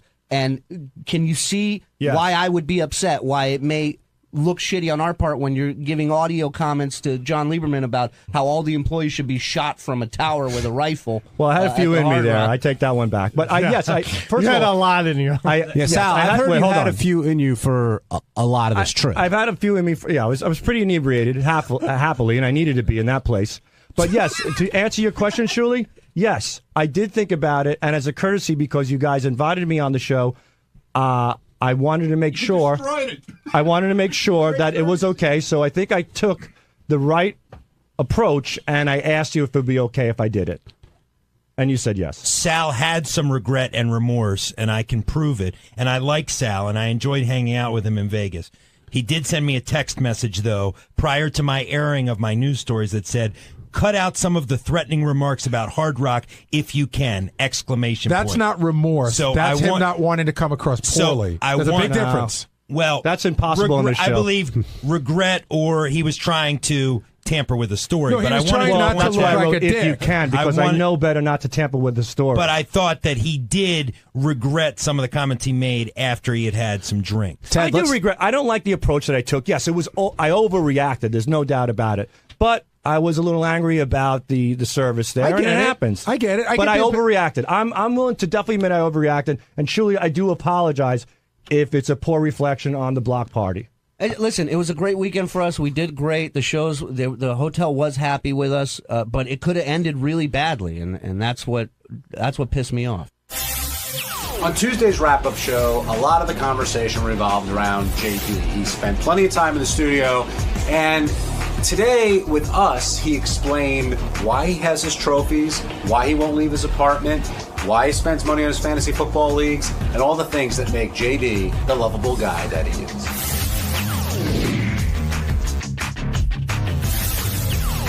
Give us a call to talk about what happened on Howard's show today. A lot of it was J.D. Harmeyer, at least most of the first hour, where Howard pretty much wants to make you over, and you refused his offer to take you shopping, and you could have walked out of there with a new apartment, some new clothes. I'll take a new apartment. You want to give me a new apartment? I'll take that in 2 seconds. Well, it depends on where it is. We've known each other for a long time, and I've been to your apartment, and you have not been to it. I've been inside it. I've been outside it, a few times driving you to Brooklyn. I've never been invited in. But that is you never let me forget that every time you drive. I've never been invited in. I wouldn't let you in. Why? You wouldn't want to come in. But why? I don't understand. I'm just not exactly proud of how I have things set up. Yeah, but do you think obviously? Do you think I would judge you that way? Yeah, and because the whole conversation today. This is very reminiscent, by the way, of Fred. There was a long period of time where I hadn't been in Fred's apartment in years. In fact, when we did the Channel 9 show, a car would come and pick me up, and then we'd go down and pick up Fred. And sometimes I would wait out for 20 minutes. I'd be in the lobby, and I would always say that the guy would say, "Oh, go on up," and he never did. And I talked to Fred about it one day, and he goes, "Yeah, I don't want you talking about my apartment on the radio." Do you think I would talk about your apartment on the radio? No, but I mean others, No, you would tell Jason something, not trying to be a dick. And then Jason would tell me, and then that's how it gets on the air. He might overhear a conversation. How do you think we find out that JD watches PlayStation movies at 1.5 speed? Well, I said that on John Hines' TV show, which airs every Thursday at 2:00. No, thanks for the plug. Power 101. But we should actually go back a second, because I've always thought this is a weird dynamic. No. John is really a very nice guy, and John Hines doesn't drink. So a lot of times, John, you sort of shuttle people around when we go out to these parties. What, designated driver? Yeah, you're the designated driver. And I always find, Brooklyn's a little out of your way, and you always drive JD home a lot. Don't worry. He never lets me forget how out of the way it is. But it is. And I feel bad. And I offer to pay for gas and stuff. But I always think that, I always talk to Mary, and I go, we were on the Upper West Side. Then John drove to Brooklyn and drove home. Mary's like, that's way out of the way. It is a little bit out of the way, but JD's one of my closest friends here. I know he needs the lift, and I don't mind doing it for him. Plus, I get to hold it over his head, and that's really the key. When Fred and I first started working at NBC, I used to go to Fred's apartment quite a bit, which was quite normal, quite honestly. But I saw something once that was sort of interesting. And years later, I talked about it on the air, and I don't think Fred ever forgave me for that. It seems like you're hiding something when you don't let anybody in. I understand you don't want it on Howard TV. I get that. A lot of people feel that way. It's not necessarily I'm hiding something. It's not exactly the cleanest apartment ever. How old are you? I'm 32. So you're a 32-year-old single guy in Manhattan. What do you think we're expecting? Yeah. Well, I mean, the conversation today was just about my trophies, and that annoyed the living shit out of me. It's funny. So exactly. I don't need to be laughed at anymore. I'm trying to limit the things you can laugh about me. Where I was actually going with this is, you've been there for a long time. I know you've had opportunities to move other places with other people, but I guess. And is it your laziness? Is it why not move? I know when Steve was looking for a place one time, he offered to move in with you, and you didn't want to go to Jersey. You've always. There's obviously the laziness. I've admitted I'm lazy. But yeah, I mean, there's a whole thing about the subway. I'm used to doing the subway. I don't want to have to worry about another sort of transportation type. You mean the other subway that goes to New Jersey? Well, listen, and the times I come to work, I don't necessarily. Well, back then, but Steve gets to work every day. I know, but I was whatever. I'm just saying that I don't think you like change. Is what I'm trying to point out. That is very true. And he likes his privacy as well. Right. I couldn't live with a guy that watches The Wire on. We'll get to that. We'll get to that. I just got to say one other thing. When I understand JD's trepidation about having people find your personal stuff, and I'm a pretty open book. I have a lot of people from the show have been to my house for a variety of reasons. But when I first had that party at my house where it was like Howard and Robin and Fred, remember I had that dinner party? I remember around everyone was supposed to get there at 6, about 3 in the afternoon. Mary and I said, come with me. And we went around the house, and I said, to look to see if there was anything to potentially make fun of, pictures to take down, trinkets to put away. It really is like that. The worst person about that was Stuttering John. He'd come to your house, and then on Monday he'd have a whole list of shit that he would take notes like nobody's business. Did you end up hiding anything when you did that? Do you remember? I don't remember. I mean, I might have I don't remember, but I remember going through the process. Like, maybe they can make fun of this picture. Maybe they're going to make fun of this thing that I have, this baseball that I have, or whatever. So I put everything away. All right, let's talk about the trophies. Why do you keep them? Like, why do you still have them? A lot of us got. We'll talk about that. The trophies we got growing up, but why do you choose to keep them out on display? First of all, I don't necessarily say it's out on display, but I guess apparently it is because I have them on a shelf because I didn't know what else to do with them. Listen, I moved. I've only lived in 2 places sort of on my own. And, that's how I've had things, I guess. And, it's not like I sit and admire, and stare at my fucking Little League trophy. But I don't know. I don't know what else to do with them. Where else am I supposed to do with them? You have a Little League trophy? I feel weird just throwing them in the trash. Put them in a box and put them away. I would say to you, I mean, you can leave them out. Nobody can tell you what to do. But I would say that to a stranger, it seems like a hair immature. Like it was a great part of your life, but that part's done now. Who gives a fuck if it's I said that's how people look at it. But is it a burden to you?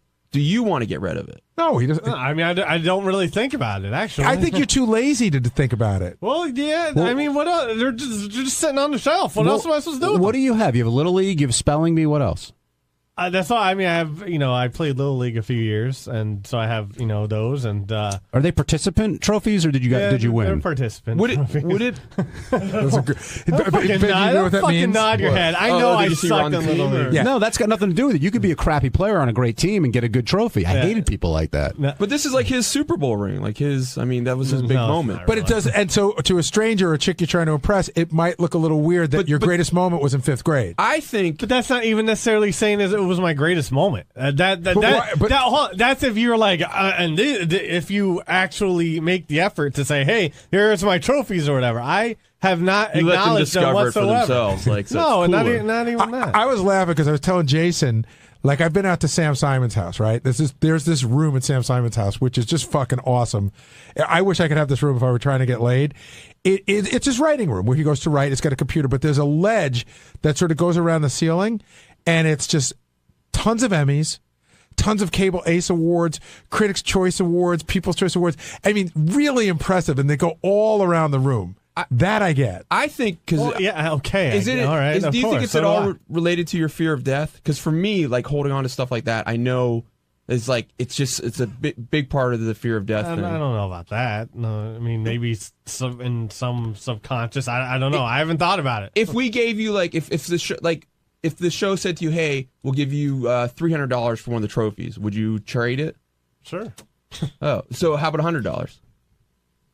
I don't know. I'm sure someone out there will buy. That's a great way to get rid of it. Just why don't you sell them? I mean, I don't know. It's a weird. First it has my name on it. I don't know. You don't want someone else going around claiming that they were the. I don't think my name in someone else's possession. I don't think you would part with that Spelling Bee trophy for $300. Oh no, I would not the Spelling Bee trophy. No. So that is definitely one of my proudest moments of my. And that's not a participant trophy. Yeah, he won. That's a champion trophy. I fucking won Black Lane. No, was that this for the school, the county, the school? Yes. And what grade was that? Sixth grade. Yeah. The JD's actually a pretty good speller. He's an excellent speller. Let's go on to something else. EXCELLENT. Let's go on to something else which you shouldn't be proud of, and that's watching TV shows and fast forward. Not The Wire.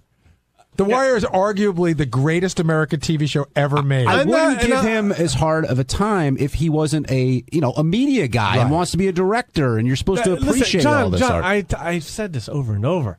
I haven't done this with every episode. I haven't done it with every scene of The Wire. I didn't watch.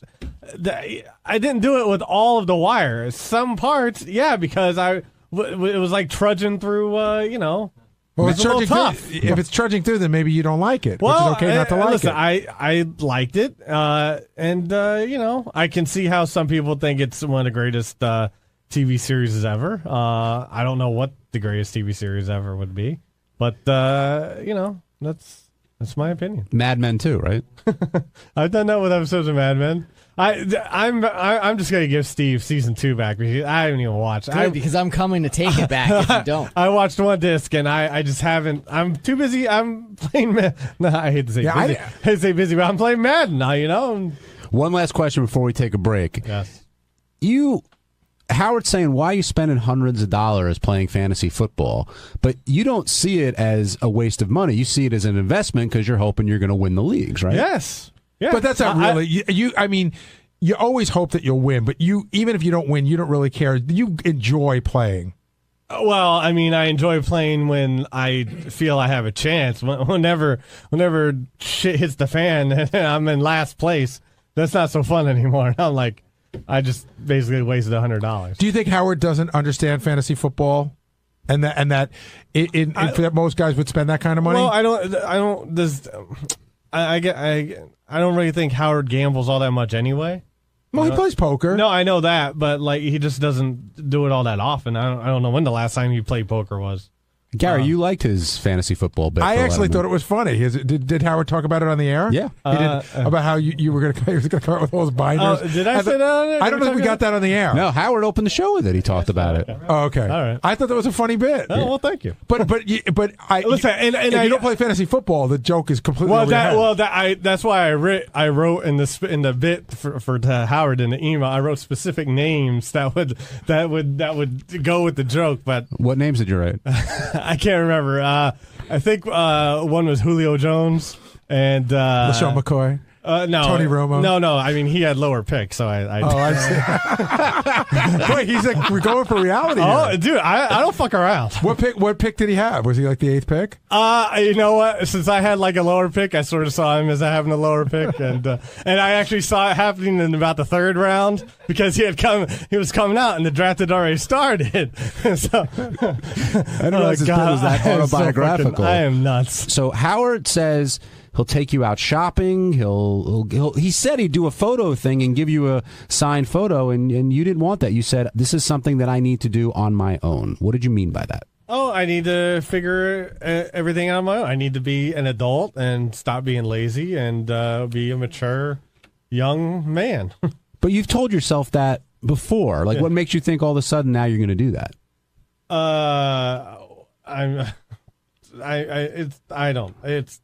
It's got to happen. I'll tell you one of the first steps. I could say this on a personal level.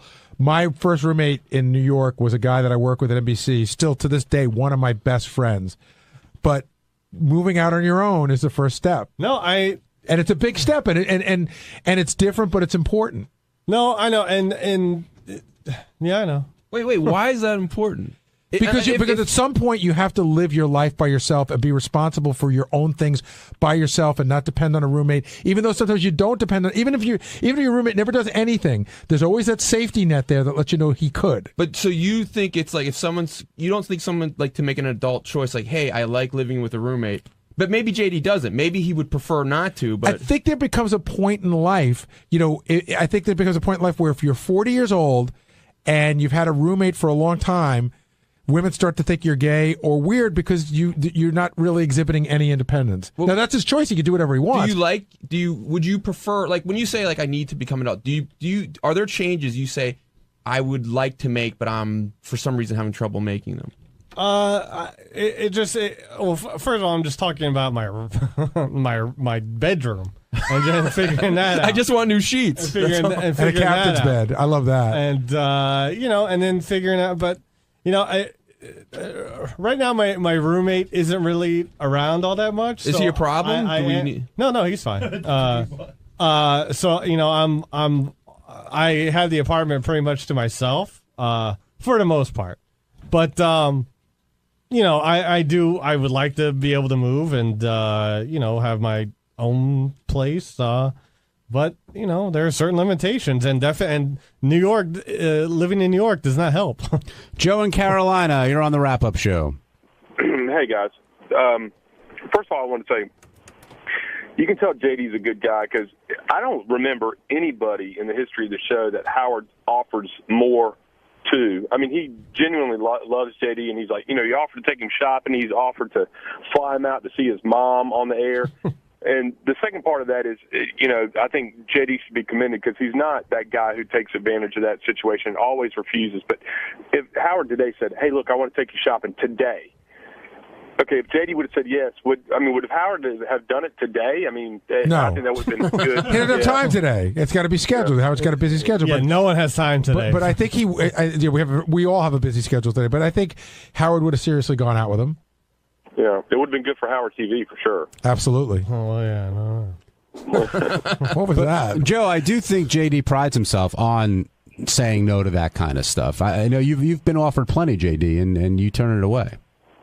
Yeah, I really just don't like being looked at like as a charity case or something like that. You know what I mean? I don't know.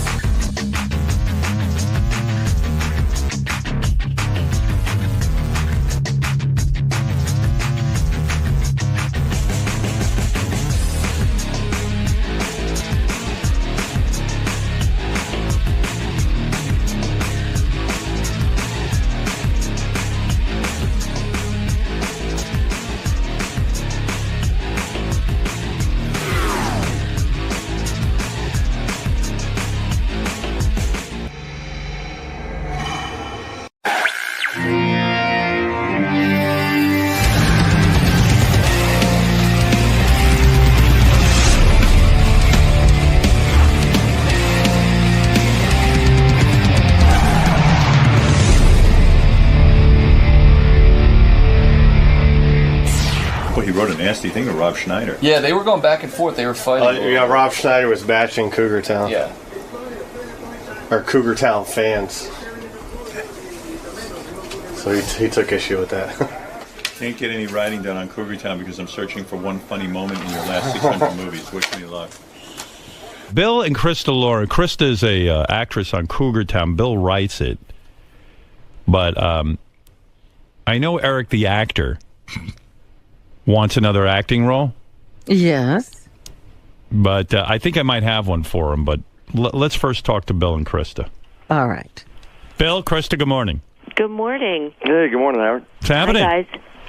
Now, Hi there. First of all, let me tell you that Cougar Town is leaving ABC, but it's going to another channel, right? Yeah. It's you can't kill one of my shows, Howard. It's on TBS. TBS. Good for you guys. Yeah, I mean, yeah, that is good. I mean, you do whatever you can to stay alive, you know. How'd you pull that off, by the way? It's a smoke and mirrors thing, a little bit. No, come on, be honest. How did you get that done? You know what? The real thing is, I did a deal so that TBS is part owner of the show now. So if the show ever syndicates, they get some money too. Right. So everybody's happy. Yeah. And I know Bill and Krista very well. They're a great couple. You did a photo session or something. I did. Yeah, it's really weird. I never ever hear about that. I did an erotic photo session with Krista, and it was very erotic. Yes. And she looked beautiful. And Thank you. We're still fighting about that because one of the pictures is a gift for me. It's up in my bathroom, and my kids have officially reached an age that now when we come home, sometimes they are trying to find reasons with their friends to be in my bathroom. Yeah, Bill's favorite picture that I took of his wife has Krista's titty involved. Yeah. Oh. And Bill's nervous that the kids will see it. But they don't really care. I feel like they're kind of bored of it, and they don't care. And then I was going to take it down, and Bill protested. Yeah, I think the problem is that Bill's afraid, like, their friends will come over and see it. Right. And then that gets weird. But I think it's a beautiful picture, and what's the big deal with titty? Anyway. It's art, right? It's art. It's my art. I think you can get elected president on that platform. Just what's the big deal with titties?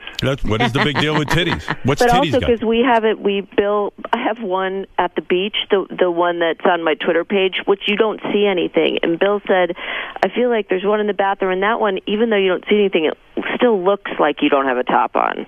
Yeah, like with Krista, I started taking some pictures of her, and within 2 seconds I had her in lingerie, and then I had her naked.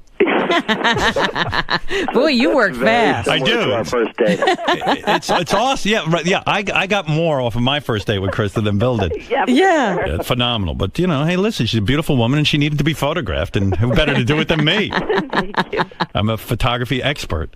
But the exciting part is when I had Bill and Krista over my house, in the middle of naked photograph stuff. Yeah. I said, what about Eric the actor? And the conversation got even stranger because Bill and Krista were open to it because they're fans of the show.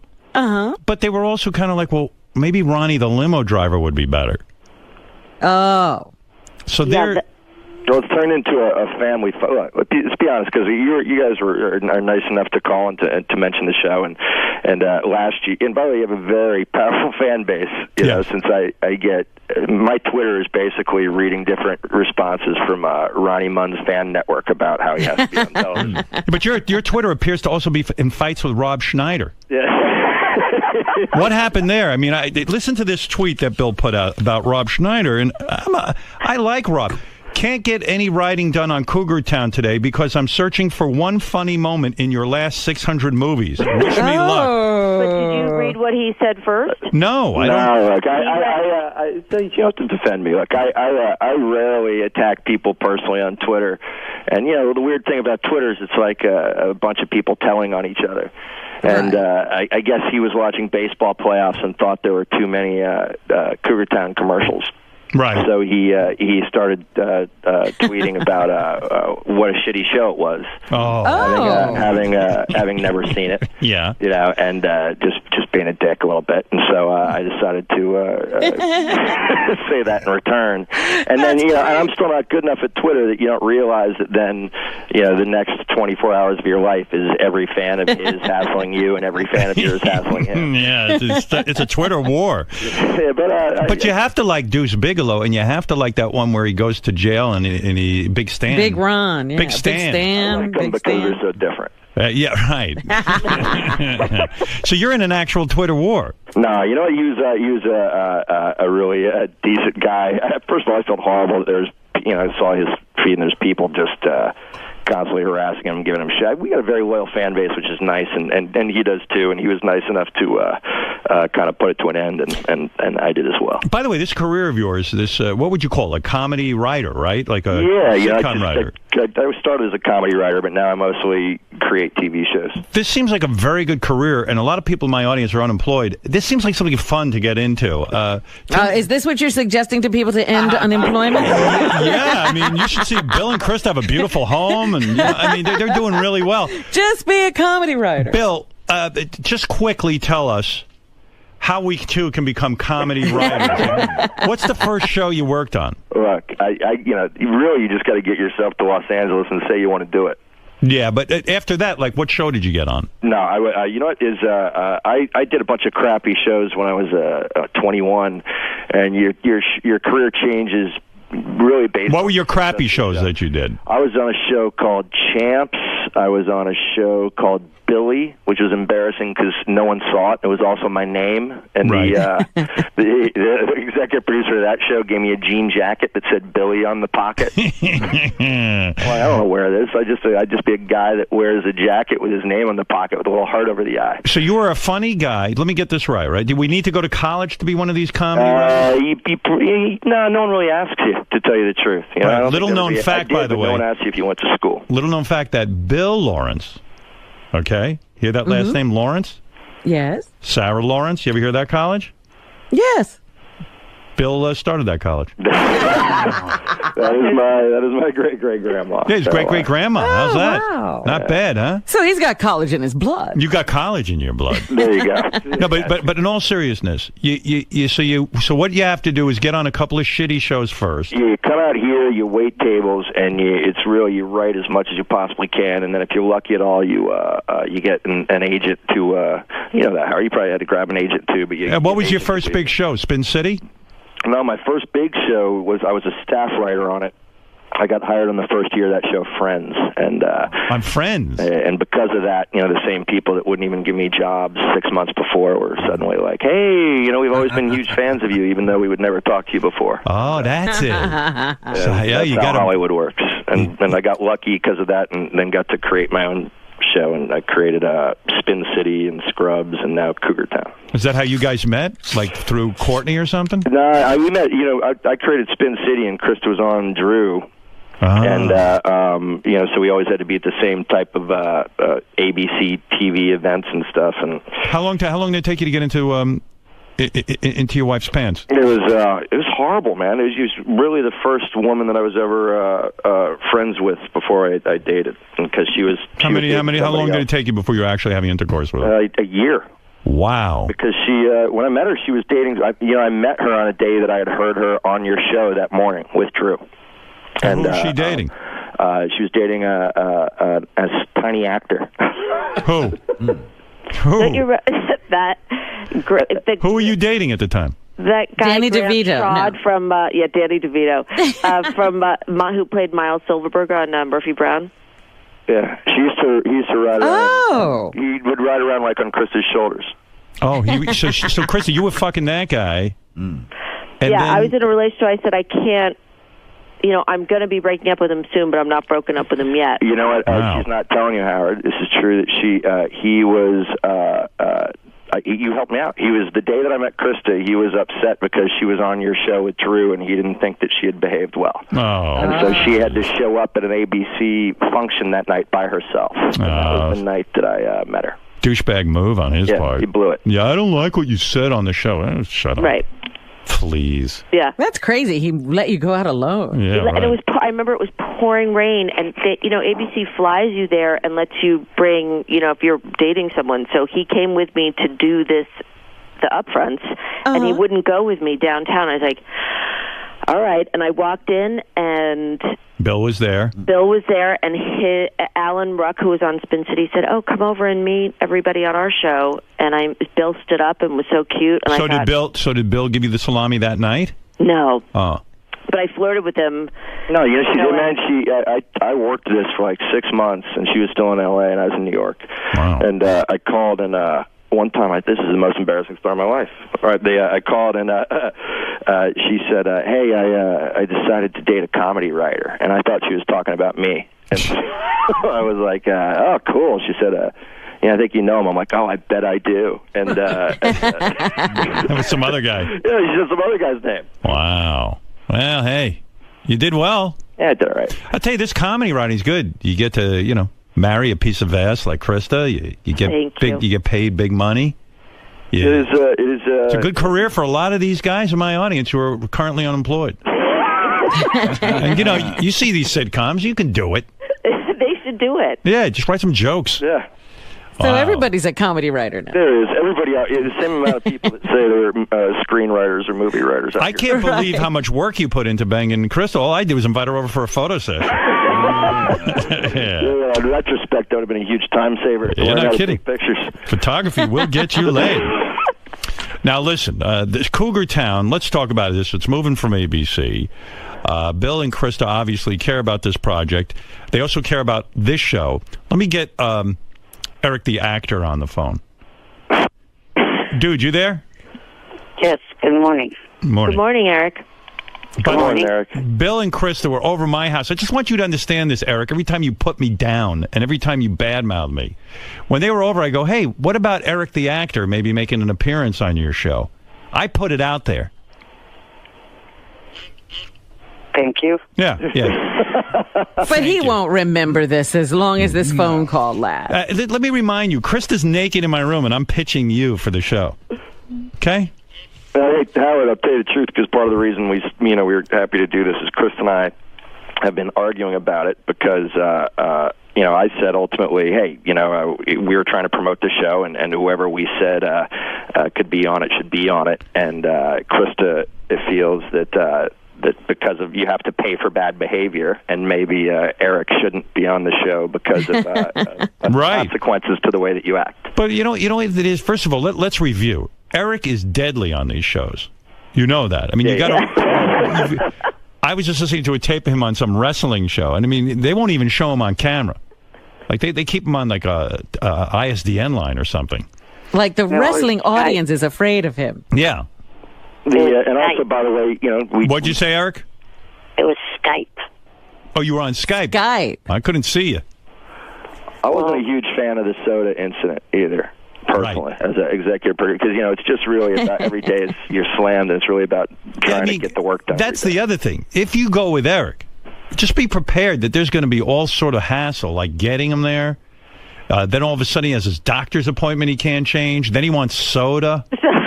I mean, but like, where's I didn't get my 2 liters of Pepsi. I mean, yeah, he's ready to sue. Eric, are you going to be a nightmare and you're going to threaten to sue people? No, I will not. Right. Now, what kind of part are we talking about? Now, you guys are actually thinking of maybe using Ronnie the limo driver instead of Eric, right? By the way, every time I'm up at your show, Ronnie Mund could not be more professional and gracious. And Ronnie's very popular right now, Krista. Very popular. But I was talking to Bill. He's like, really, not even joking, aren't there sometimes consequences for bad behavior? Last week, Eric, I think you called Howard a jackass. Oh, he did. Yeah, but we fight because I feel, without with being totally candid, we're trying to do something that'll promote and help the show, and Krista feels that what we're trying to do is teach Eric a lesson about how he behaves. Right, you got to decide where you sit. Now, let me ask you something, Bill. You're the writer, and you obviously will write the part, and we'll decide whether it's going to go to Eric or Ronnie, and Ronnie's here now, but I believe whatever part it is, they should get a makeout scene with Krista. It's okay with me. Just tell one of them to bring a camera. I'm being serious. Would you ever write that? I would probably feel okay about writing that. Yeah, for I'm Ronnie. not going to do that. Oh, you are going to do it because let's have something hot go down and where people are really going to want to tune in, right, Why Eric? wouldn't you do it with Courtney?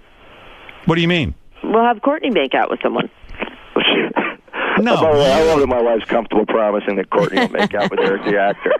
All right, either you or Courtney has to make out. Like let's do something fun. Ronnie, will you be up for something like that? Hell yeah. Yeah, you got I'm ready, man. Yeah. Let's go. Do you want the role? Yeah. Eric, sure. You want the role? My right? guy on Twitter's been promoting me. Mund Fan Network has been promoting this guy's show like for 6 months already. Yeah, I feel. I got to be honest. I feel on some level like I owe Ronnie for the work that his people have done promoting the show. Yeah, and so I think that ultimately, you're just deciding whether or not Eric has behaved in a way that he's allowed to do it as well. Krista, would you make out with a guy with a Buffalo Bill mustache? Well, I'm married on the show, but there is a very cute blonde girl named Busy Phillips on the show. No, you don't pass this off to Busy. It's either going to be you. I'll do whatever Bill wants, but I am married on the show. Bill, what is the role you have in mind, and then let's make a decision whether it's going to go to Ronnie or Eric. Not knowing, let's be honest. I don't think that given a week I could think of a role that they could both play. You don't have something in mind? No, meaning that... depends on who gets the job. Yeah, exactly. All right. Now, you feel either guy can be written into the show, and I'm begging you, make it some sort of romantic thing. Either with I will make it something other than just a person that says one line that you fly by. I'll make it something titillating. Could it be something outrageous like where Ronnie and Eric are a gay couple on the show and we put them both on? Ooh. I think I'm not making out with Eric. Yeah. Come here, you midget. Eric, will you ever play a gay on TV? How many times are you going to ask me this? And the question, the answer never changes. No. If it's Ronnie, though, who's your gay lover? No. No. Ronnie, you would not be opposed to playing gay on TV, right? I'll play. I think Ronnie knows you shouldn't limit yourself. You know what I mean? It's any actor can play any part, Howard. That's part of being That's part of being an actor. Right, yeah, we keep telling Eric that. Well, Eric doesn't understand. That doesn't mean he's gay. It means that. What is Eric's idea of a part? Yeah, Eric, what would you like to play on Cougar Town? Maybe there's like a new neighbor to the area. Mm-hmm. Can Eric play a neighbor to, let's say, Krista or Courtney? Well, yeah, Krista and Courtney on the show live next to each other, and they are selling the other house that lives next to the two of them because it used to be where Courtney's boyfriend lived. What if Krista's? Why don't we make it into a Playboy house? What if Krista's having a baby and then she walks out and Eric is the baby, like she's carrying around one of those baby things? That's her new baby. That's her new baby. Like, oh yeah, I mean, he'd have to be really willing to do some kind of wardrobe type thing. Maybe Eric, only a diaper. Would you be willing to play a baby? No. No. Wow. That's unbelievable. He's the worst actor. He can only play certain parts. How about? I know. I mean, Ronnie will play whatever you want him to. Yeah, you want to be a baby? Yeah, what the hell? What do you care? Baby with a big Buffalo Bill mustache. Yeah, exactly. As long as I get to make out with Howard, somebody. can I say something actually honest? Even though we're having fun with this, I mean, Ronnie as a performer is, he's not closing any doors. He's keeping literally every option open. Right. Yeah. I've never met an actor that has worked less, that has more very specific demands. Well, I got some plot lines here. Eric, let's say, like he's homeless, and he moves into Krista's garage, but he moves into like a shoebox, and then she almost throws him out in the garbage because she's cleaning out the garage, and all of a sudden she realizes that in the shoebox is Eric. What do you think of that plot line? Or wait, better yet, Krista's ex-boyfriend. What are you saying? Krista's ex-boyfriend from the past comes, and it's Eric. And she's like embarrassed because it proves that she was not like the hot chick in high school or something like that. Yeah, that's funny. Eric, would you play that? Yeah, I would do that. Yeah. Like Krista keeps trying to describe you as a friend, but meanwhile she's not admitting you are a boyfriend. Right. Oh, he'd love that part. What about, would you wear a parrot costume and pretend to be Krista's parrot? Seriously, I'm being serious. No. You would not? No. All right. No. Ronnie, would you do that? Yeah, whatever you want. Yeah. You would dress, Ronnie, would you dress in a parrot Whatever costume? you want. Yeah, why wouldn't you do Who that? Who gives a shit? How much fun would that be? That's the attitude of a working actor. Yeah, I mean, Eric, why wouldn't you play a parrot that lives in Krista's house? Recurring role. You know, it's like, wow, this is my parrot. This is what I don't understand, Howard. I got plenty of buddies out here that are just struggling actors, and one of them, he got a hemorrhoids commercial, in which he has to be on TV talking about his horrible hemorrhoids. And so what? That's just a paycheck. You're damn right. Nobody thinks he has real hemorrhoids, does Eric, would you do that? Would you play a hemorrhoid? Eric, you really wouldn't play a parrot. You really wouldn't. I only would play a person, not an animal. All right. And Ronnie, you say you will play a parrot. I don't care. Okay. All right. Eric, so if you were going to they were making The Wizard of Oz, you couldn't play the Scarecrow? Or the lion? I'd do that. Oh, that you do. What's the difference? Right. Yeah, it's an animal. And you're on a top show, Cougar Town, with Krista and Courtney. I mean, oh my God, that's a dream come true for you. And Busy Phillips. Think of how starstruck you'll be. You'll probably see Krista naked. Ooh. And we have our craft service. They have a truck full of soda.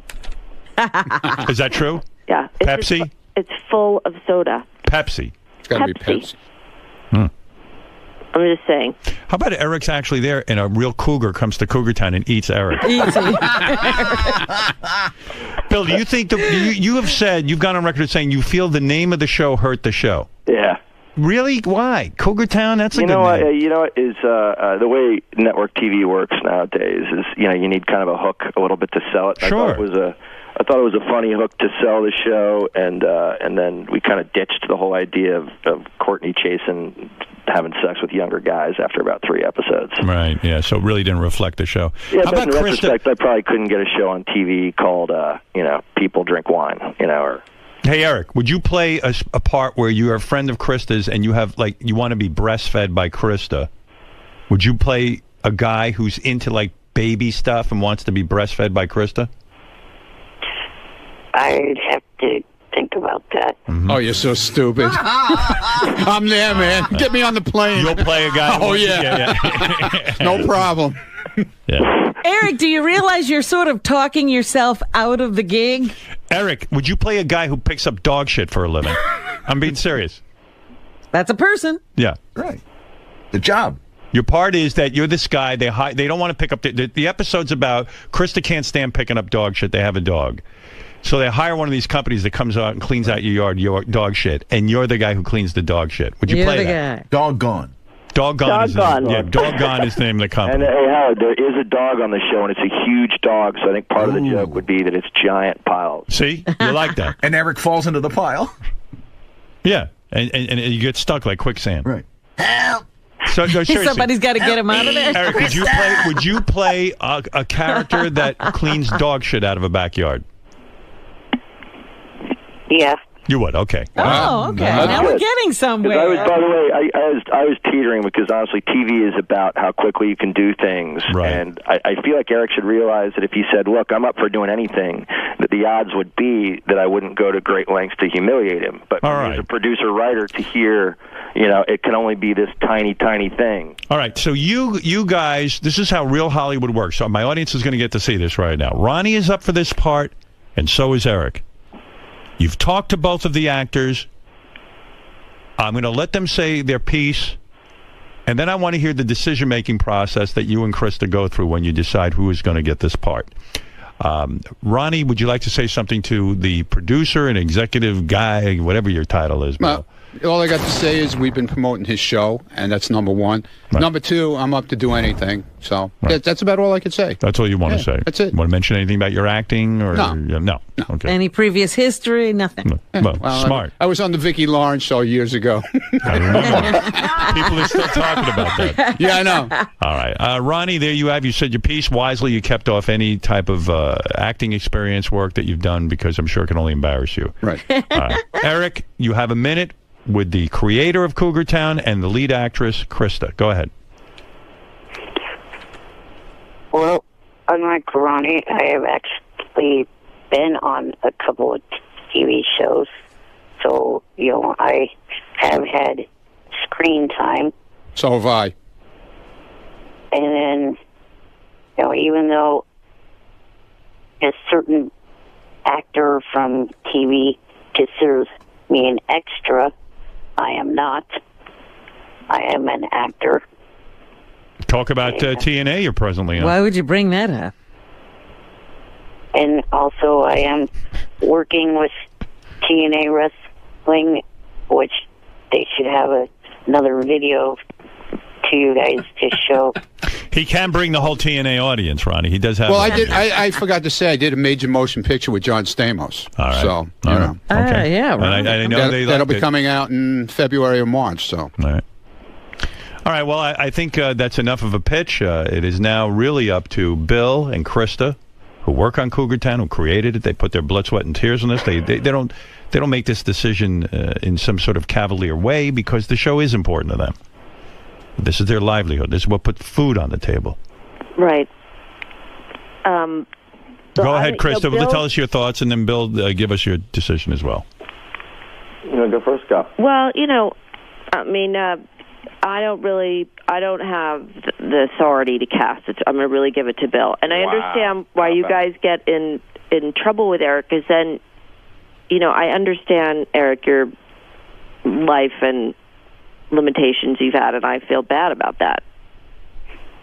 Right. Well, Krista, I'm going to say, first of all, from my point of view, Eric is more interesting to watch on screen. No offense to you, Ronnie, but look at him. He's a train wreck.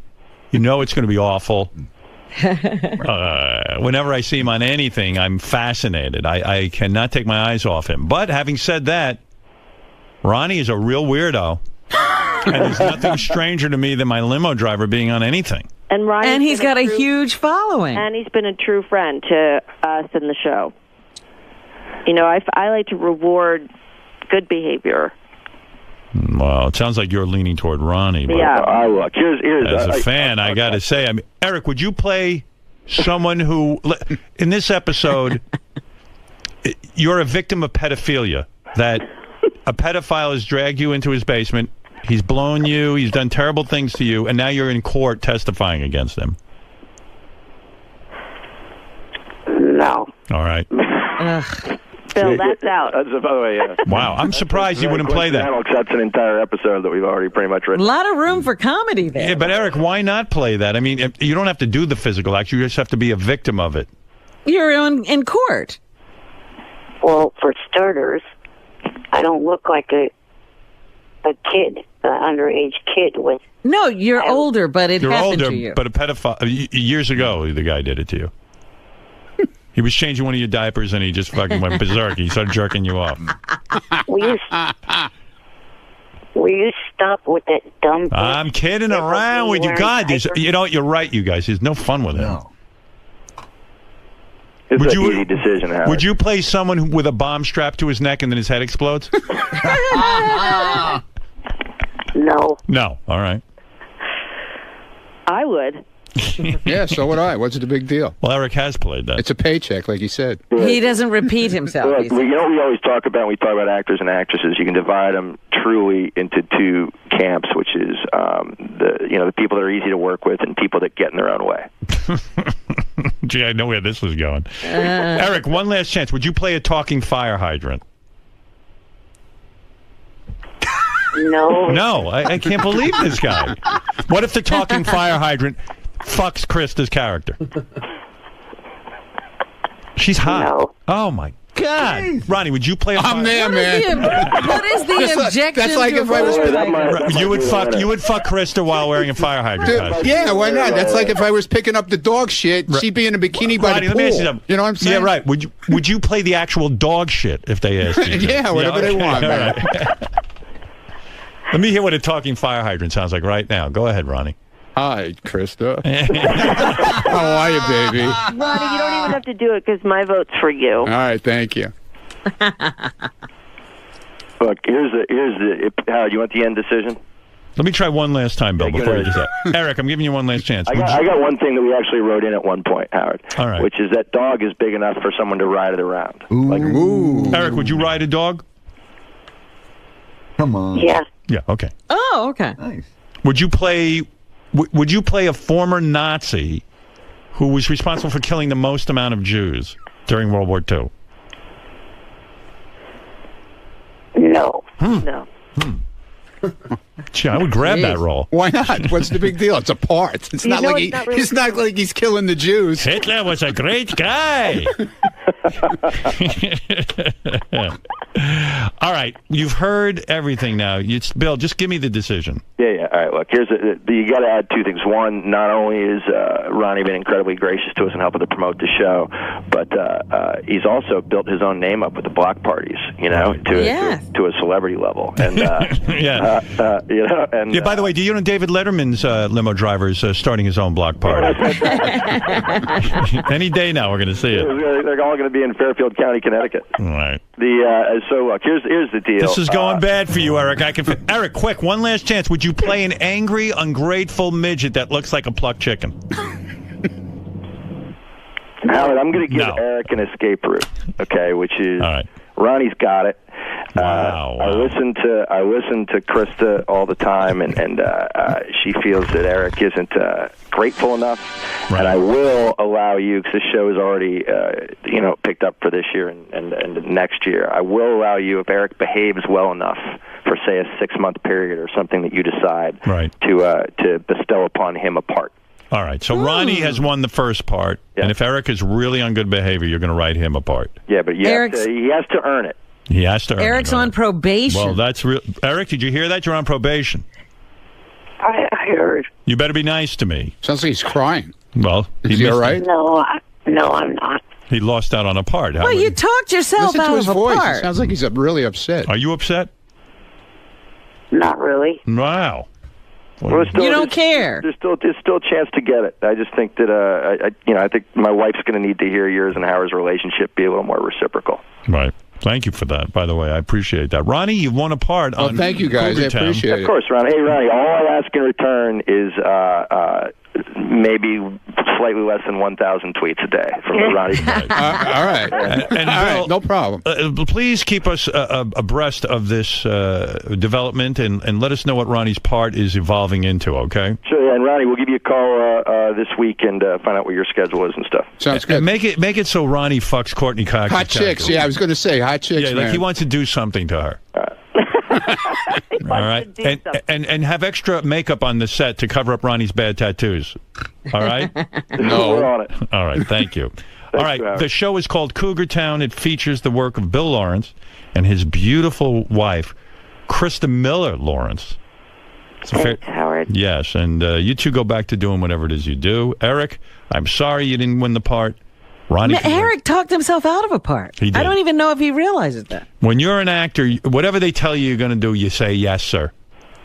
That's the best way to get a part. That's a good lesson for any of my fans who are thinking going into this career. Krista, have you ever turned anything down? No. You do what they tell you to do. Well, at least you say, okay, you tell your agents, I'll do anything, ever, anything, and then you once it's offered to you, then you can think about it. And you're not going to do a trick, Bill, where like Ronnie plays a corpse or something. It's like no. He's going to have lines, speaking and everything. Oh God, I got to see that. Talking to the principals. All right, very good. All right, thank you. You bet. Bye, Eric. All right, there you go. Ronnie, way to Man, go. I thought he wanted to be on TV, but Eric talked himself out of every part. Pretty cool. First the movies, now TV. Now TV. What is that, Eric? Eric's a shitty actor. All right. I think that every time a part comes up, it should be between Eric and Ronnie. Yeah, it's. I couldn't wait for that. Mr. Mund. Yes. Does today mark your return to television? Yes. I mean, you had a deal in the works. Yes, I did. It's been an up and down, bumpy ride, to say the least. Right. He is a guy of his word, though. Bill Lawrence. Right. Is a guy of his word, because he said if that show got picked up, I would have a part on that show, because I promoted the shit out of it with my guy from Mun Fan Network on Twitter. I got to give him props for that, man. He was on there all the time hounding them and promoting the show and saying, listen, if the show gets picked up, you're going to keep your word, Bill, aren't you? Blah, blah, blah, blah, blah. And Bill kept his word. So that's a man, that's a man.